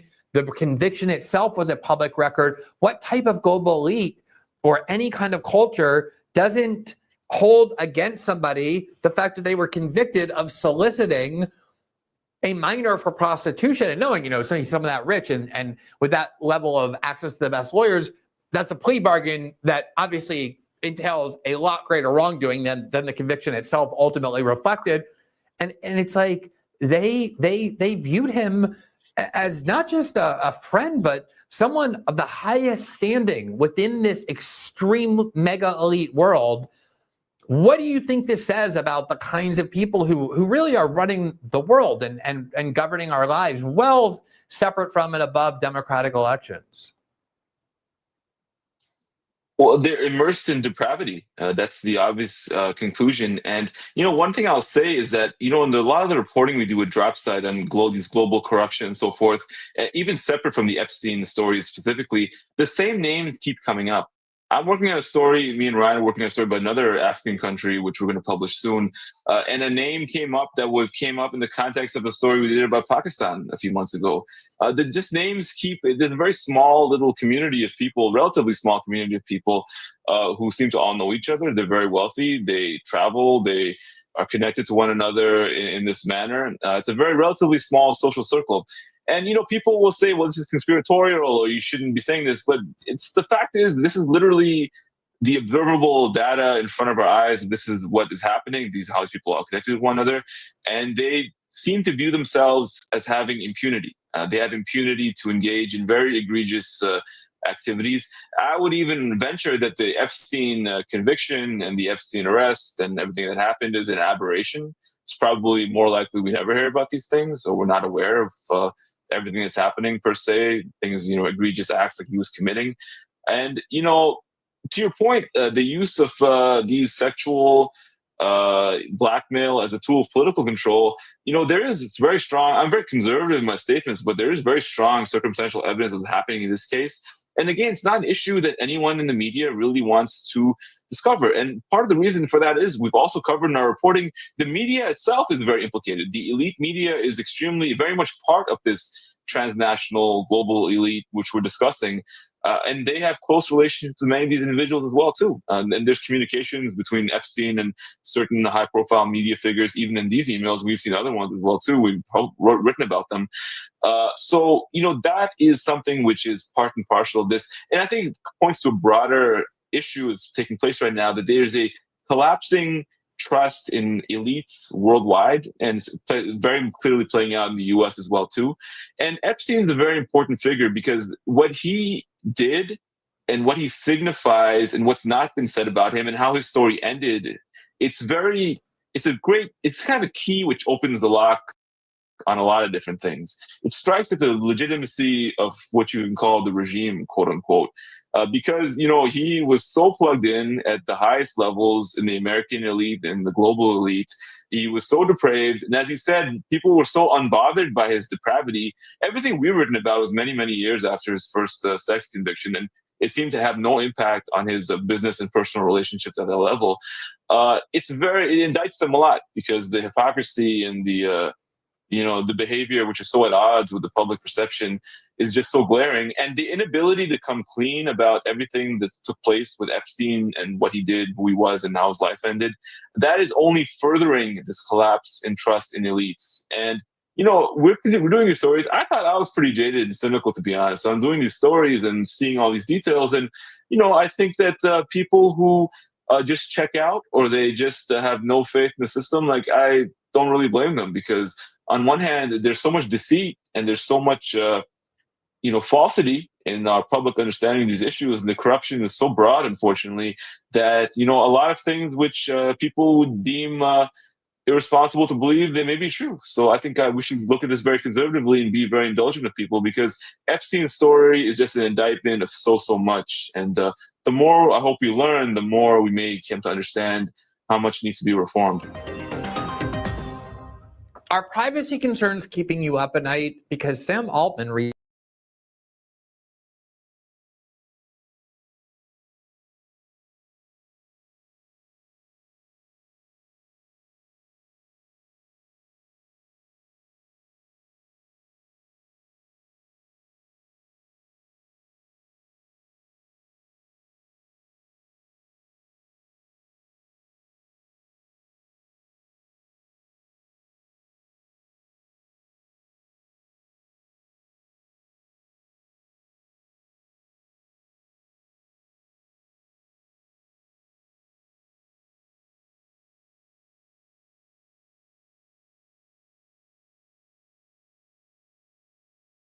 Released those emails obtained from the Epstein estate, showing the convicted sex offender discussing Trump and seeming to suggest he had information he never shared. In a 2018 text exchange, someone whose name is redacted wrote to Epstein, "It will all blow over. They're really just trying to take down Trump and doing whatever they can to do that." The context of the message is unclear, but Epstein responding, "It's wild because I am the one able to take him down." Oh, was he? Was he the one able to take him down? Interesting. Just a reminder that Jeffrey Epstein died by suicide when the first Trump administration was in power. And William Barr, whose father had a relationship with Jeffrey Epstein, was our attorney general. Just something to keep in mind. Now, for me, the Epstein files and the lack of transparency in regard to the Epstein files really doesn't have much to do with partisan bickering. So if you look at what's going down in Congress, it seems like the left is going after the right's going after the left. I would like to ignore that for the purposes of this story, because I think members of both sides of the political aisle have been implicated in the Epstein files.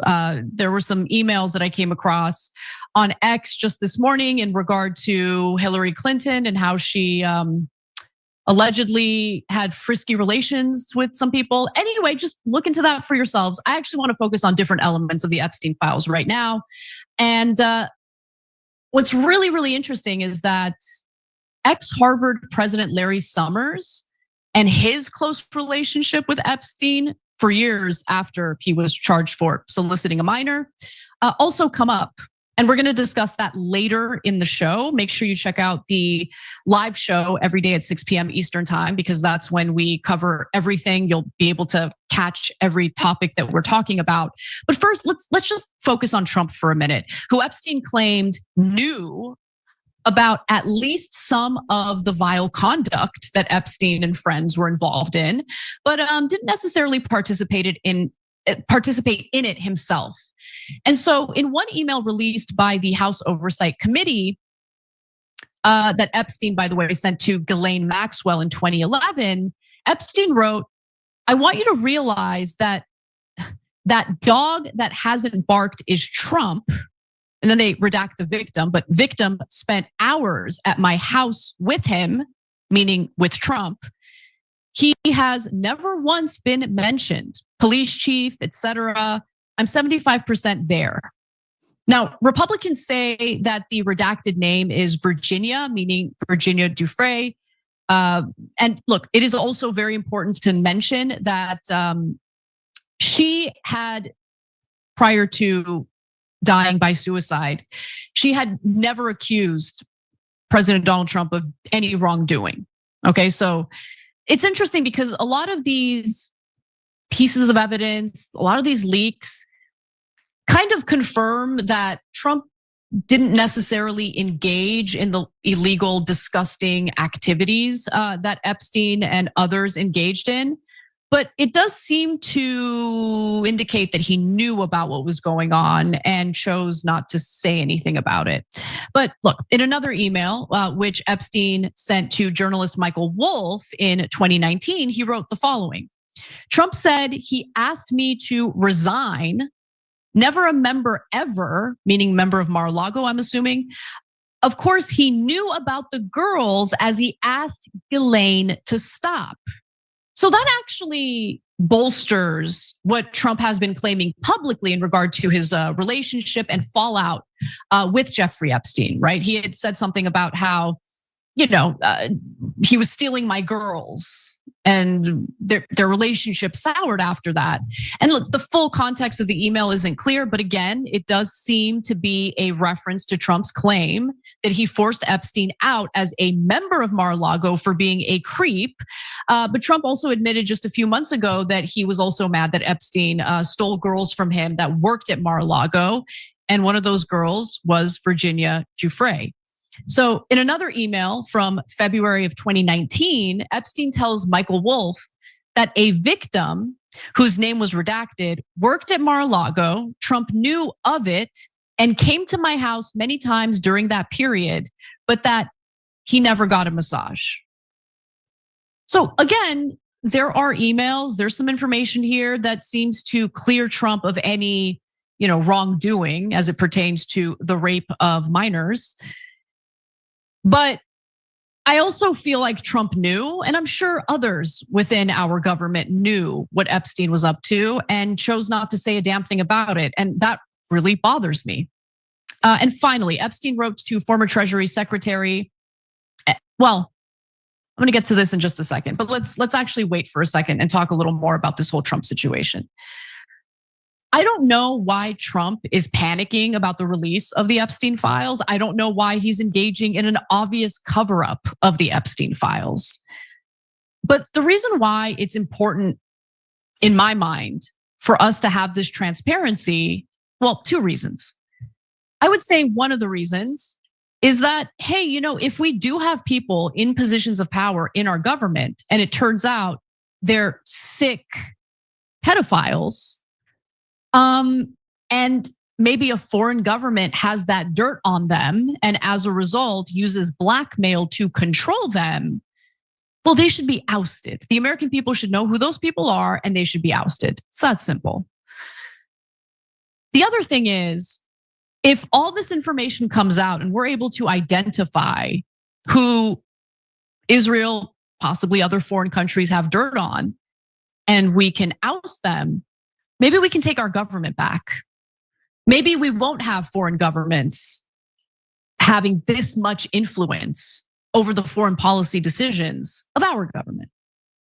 You get what I'm saying? So that's why it's important to me. That's why the partisan bickering about this makes me roll my eyes so hard that my eyes get stuck in the back of my head. It's who cares? Okay, both parties contain scumbags. I think that's abundantly clear at this point. So at least for the purposes of this story, don't get caught up in the partisan bickering, because what matters the most is that we get the evidence and we get the information and we understand just how deep this rot runs within our government and institutions. That's what matters to me. Every time you ring the bell below, an angel gets his wings. Totally not true, but it does keep you updated on our live show.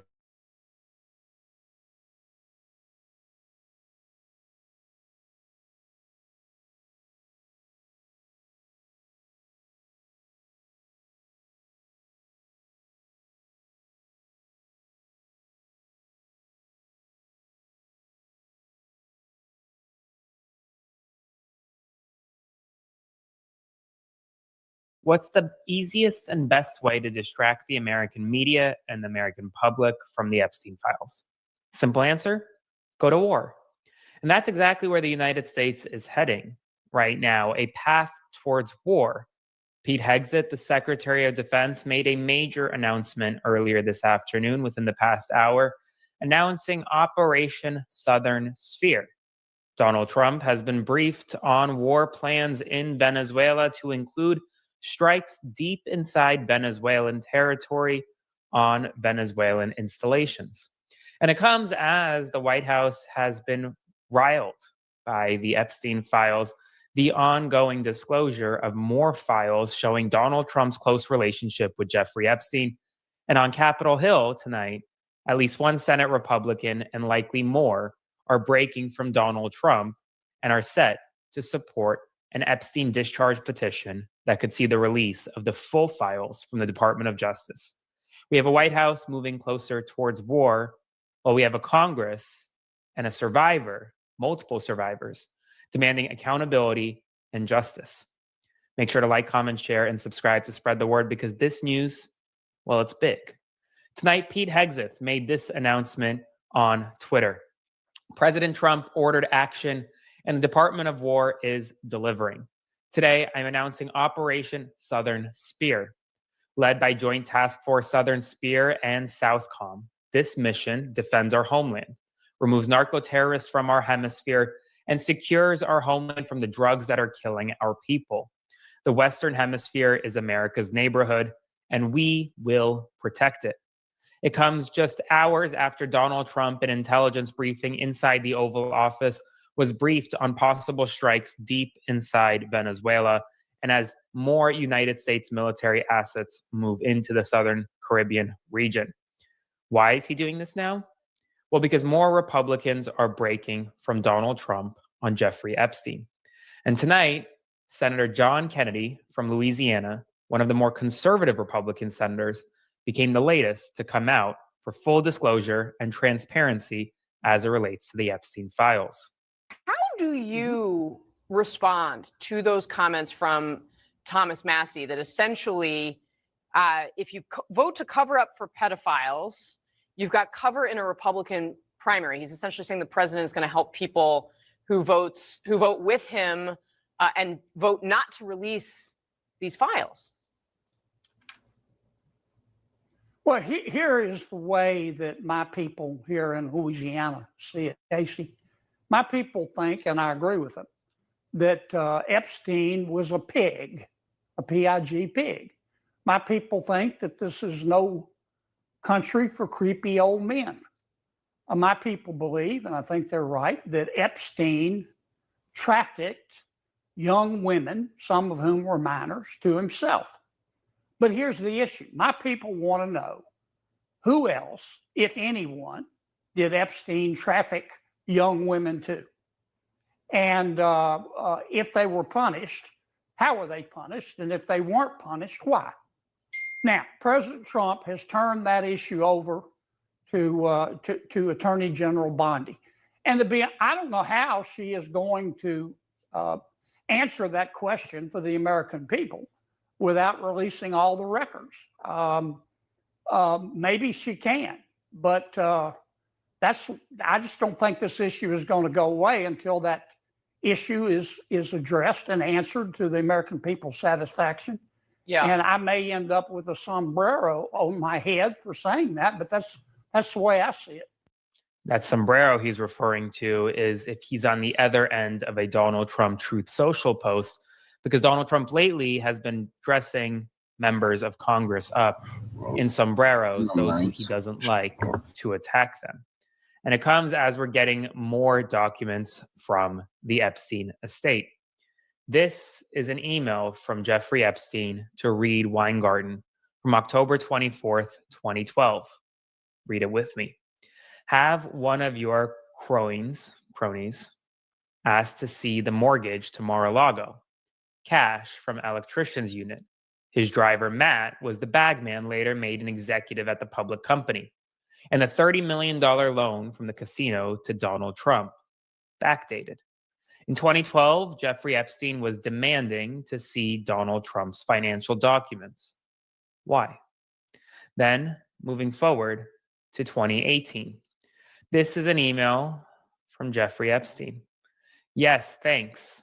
It's wild because I am the one able to take him down. What did Jeffrey Epstein have on Donald Trump? And it's a question that I asked tonight on ABC News when I appeared on ABC News Live to demand justice and accountability for the survivors. Check it out. And with that in mind, look, I mean, it seems as though there's momentum to have a vote on this in the House, but then you look at what happens after that. It's got to pass through the Senate, and ultimately, the president would have to sign off on this. I mean, do you think Ramesh is right in that it's hard for members on Capitol Hill to not go in favor of this transparency, or do you think it's still a pretty tough hill to climb to think that the entirety of these files will someday be released? No, I agree with Ramesh, and I actually think I would predict that you're going to get veto-proof majorities in both chambers when there is a vote in the House and when there is a vote ultimately in the United States Senate to override anything Donald Trump may do. But I will say this, over the past 24 hours, I did two things. First, I read a majority of the 23,000 documents released, and then I put them down and read Virginia Giuffre's memoir. I think a lot of people forget that the survivors are really the ones that deserve justice, accountability, and transparency here. Yes, the American people deserve it, but this is not about one man or one president. It's a decades-long abuse of young girls by Jeffrey Epstein, Ghislaine Maxwell, and very powerful people. And I think we have to talk about the survivors whenever we talk about Epstein, whenever we talk about these files, because right now they're not getting justice, and they're the ones that have been impacted by this decades-long abuse. So my focus is on the survivors, and I hope members of Congress agree with me. Yeah. Well, and that's what I said tonight on ABC News, because this is about the survivors. They deserve justice. The survivors I've spoken to over the past 6 months, the family of Virginia Giuffre, Jess Michaels, Lisa Phillips, Marika Chartouni. I spoke to those. There are many others, especially those who have not ever come out publicly. Many Jane Does tonight that are demanding answers from Donald Trump, from Congress, and from this Justice Department. And, well, over the next several days, this White House is going to want to distract you. They're going to want to tell you that we should go to war with Venezuela. They're going to tell you that we should not focus on the Epstein files. But I'm here to remind you every single day why the Epstein files should be and will be the #1 story. Like, comment, share, and subscribe. I'll see you soon.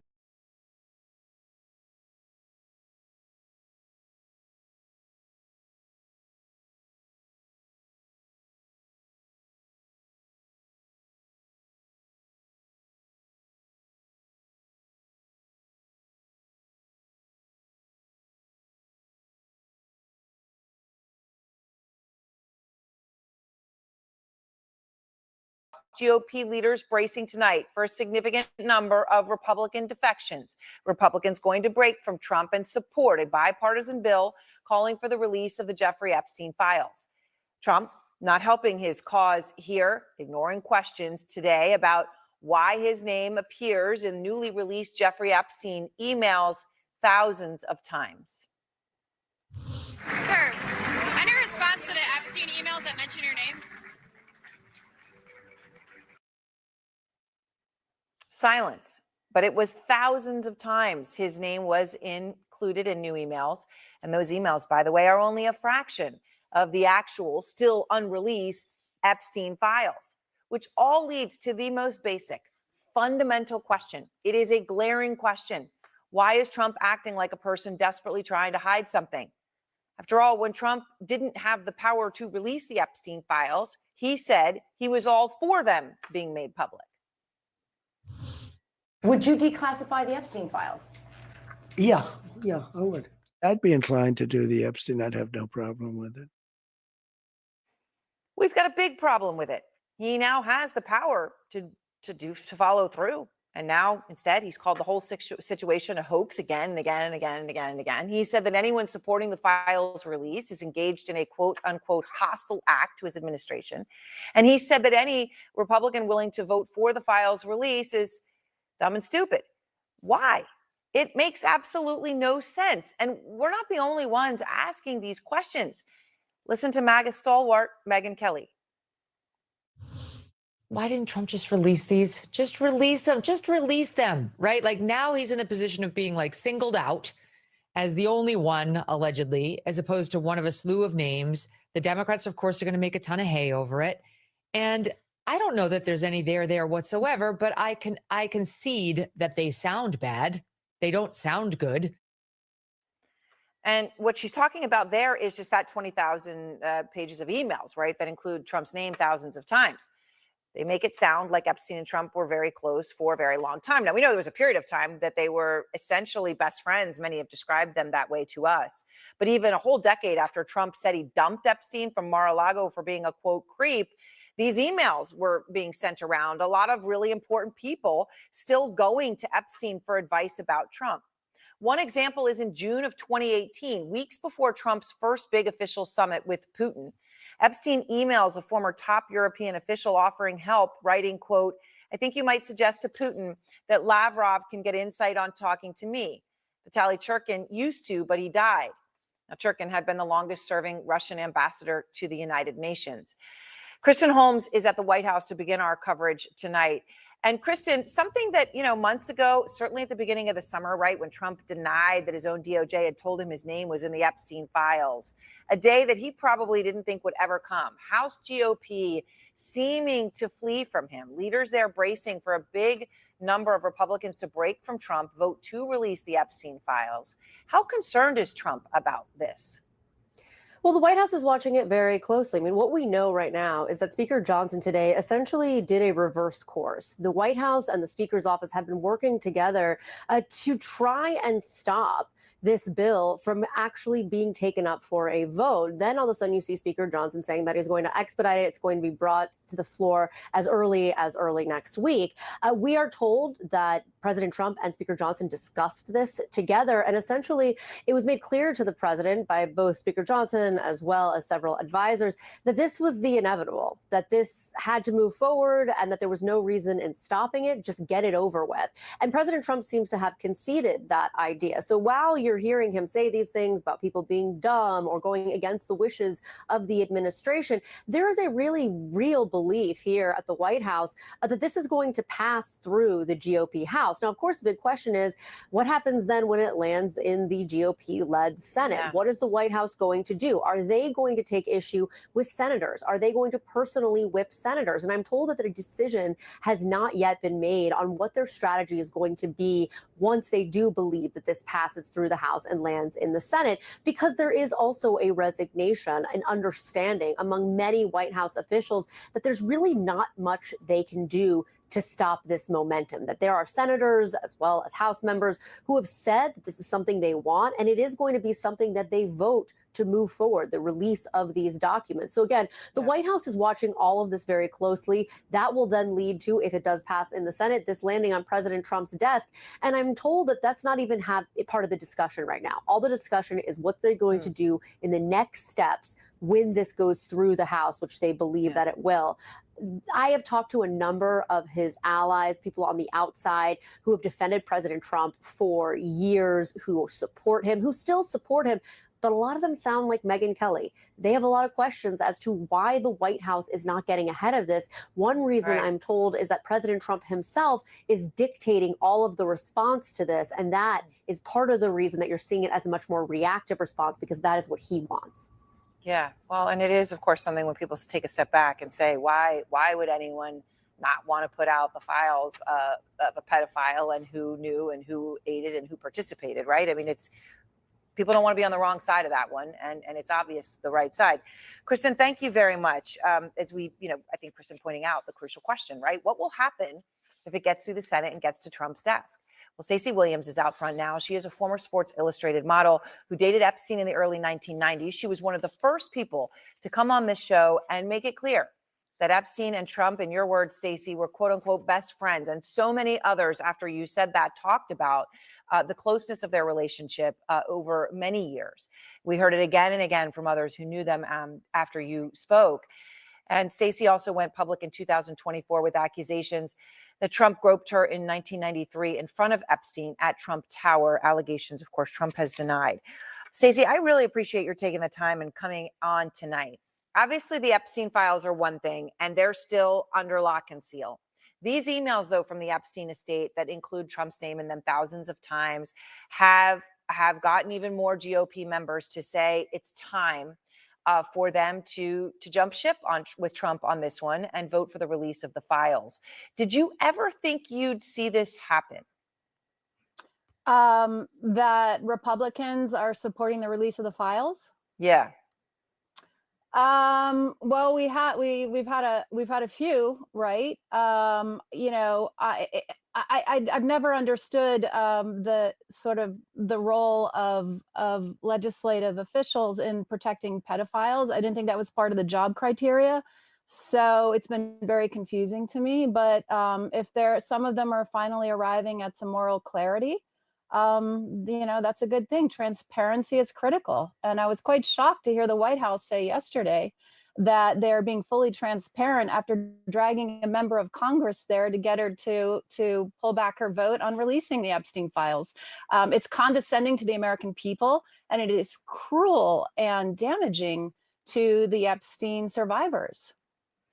Yes, and I know you're obviously talking about Lauren Boebert there, who has remained steadfast in her decision to vote for the release of the files. I commend her. Yes. Yeah, under incredible pressure. Yeah. In the emails that we have, and again, every time I say that, I just want to distinguish that these emails are from the estate, So they are Epstein files or something different.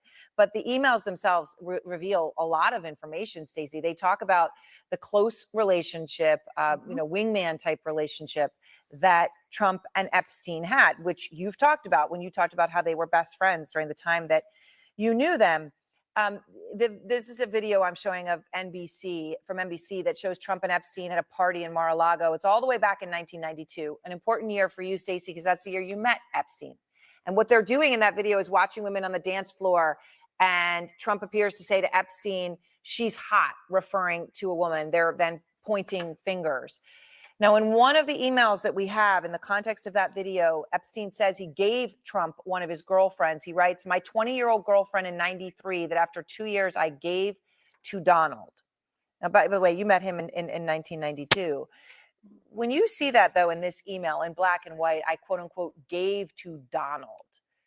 What's your reaction? I mean, it screams about, the mindset of these men. The same two men who did what they did to me when Jeffrey Epstein walked me into Donald Trump's office to be groped by him. Clearly, we are these objects, these trophies, and it's deeply misogynistic.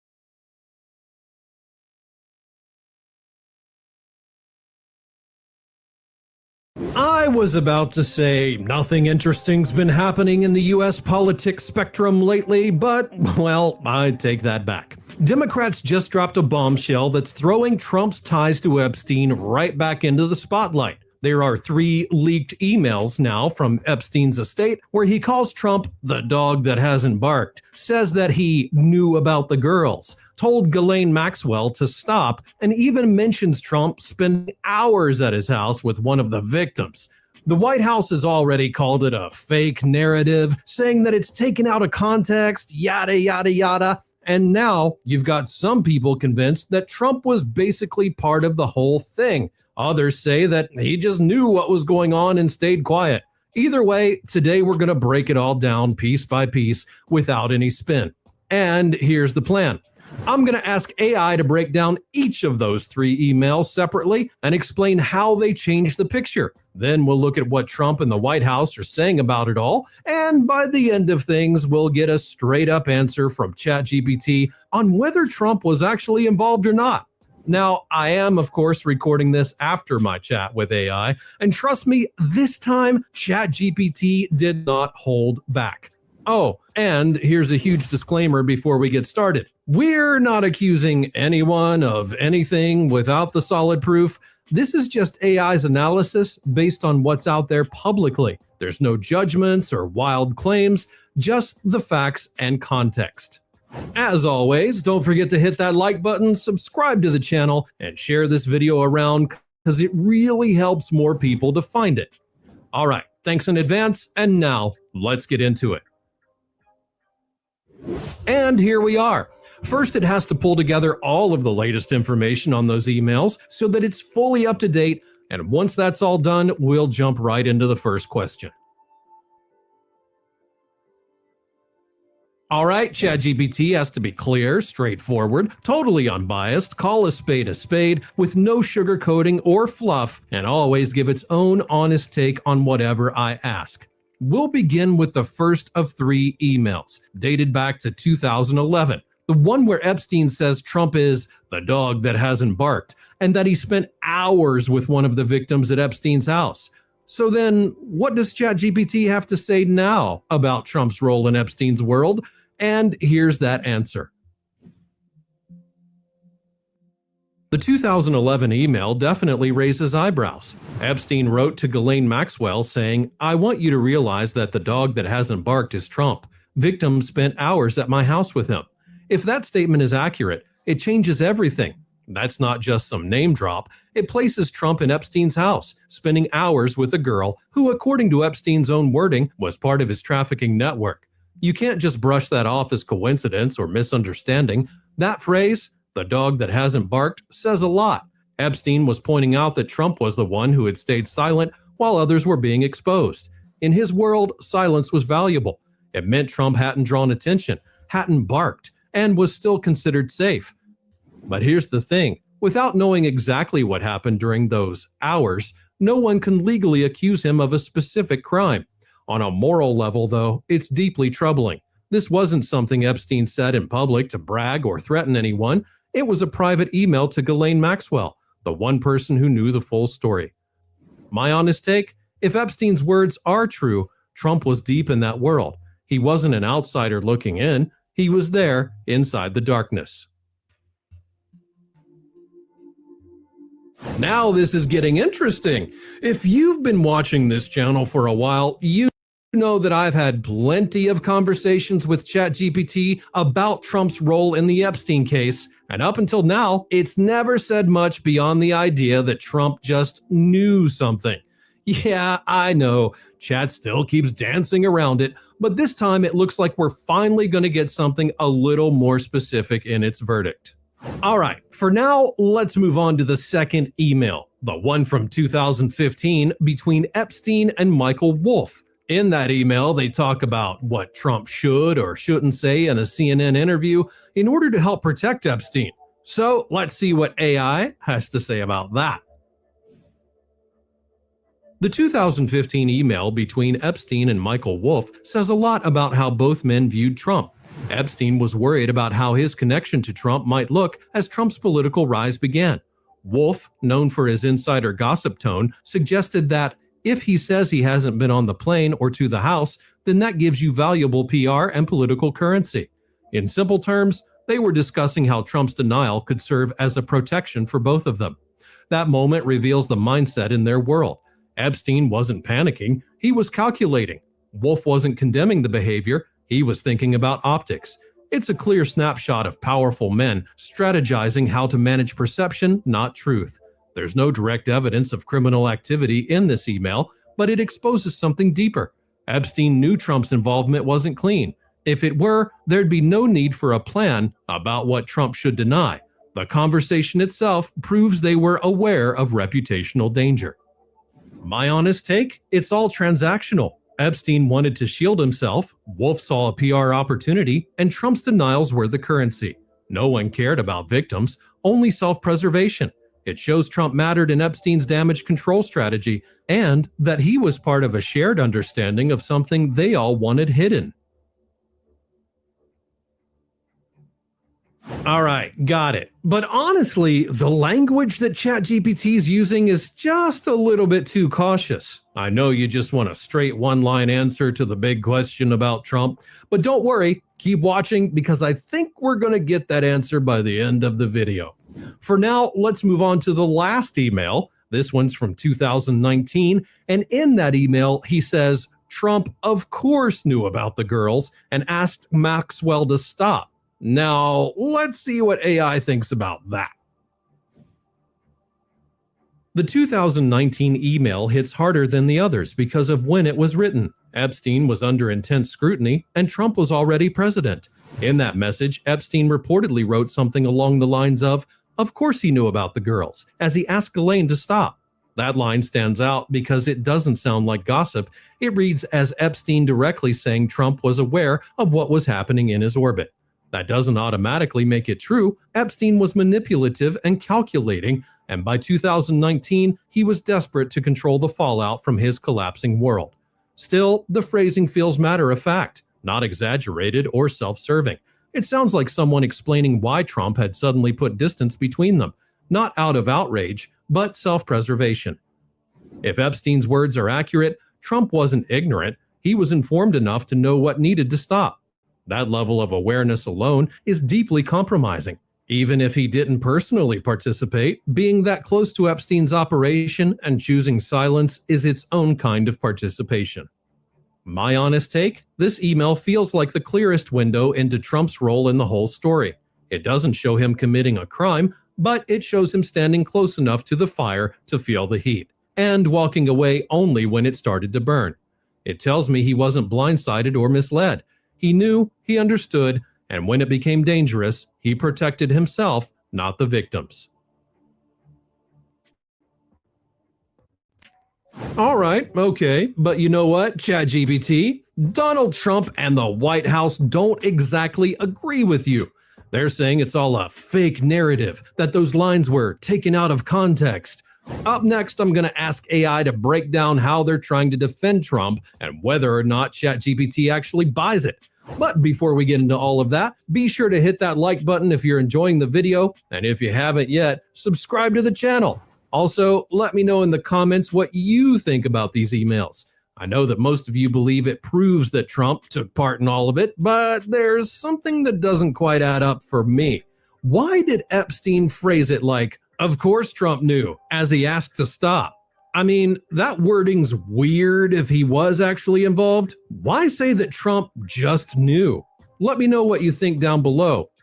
All right, without further ado, let's get into the next part.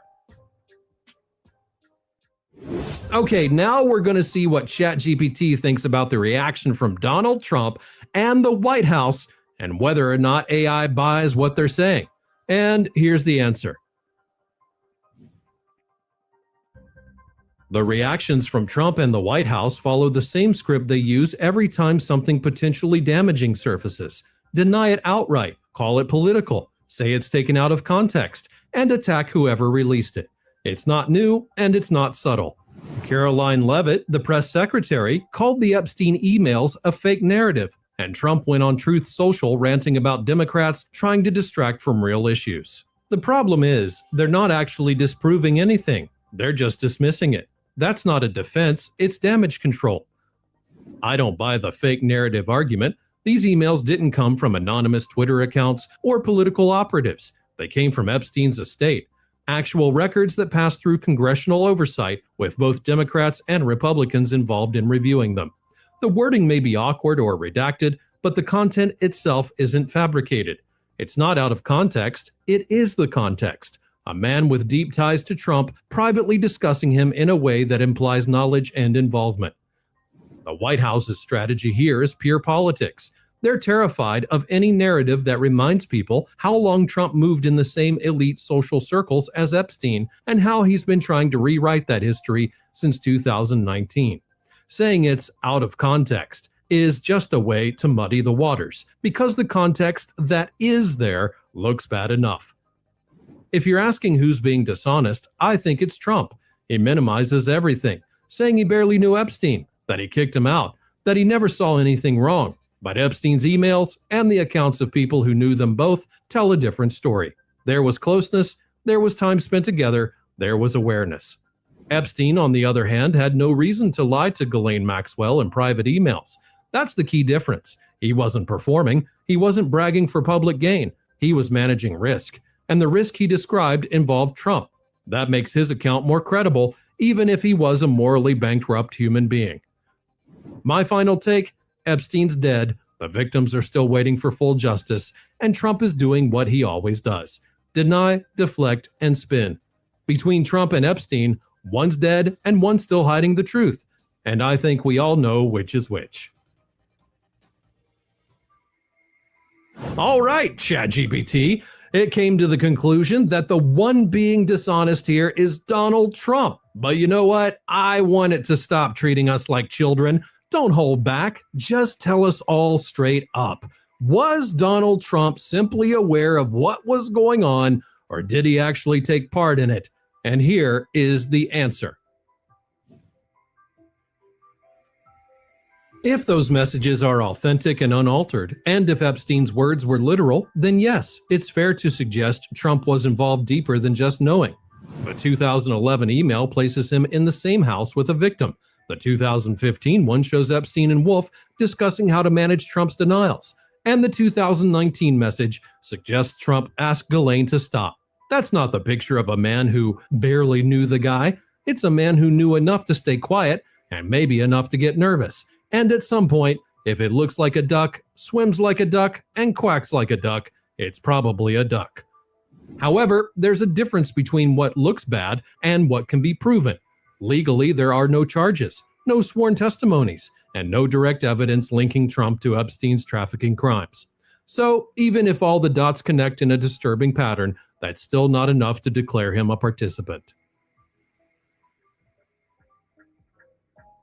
All right, well, there you have it. In short, nothing can be proven at the moment, but like ChatGPT said, it's probably a duck. Let me know in the comments if you agree with what it said today, and don't forget to leave a like, subscribe to the channel right now, and hit the thanks button below to support me and the channel directly. After that, go and check this next video out where I ask AI. Kofi, follow me.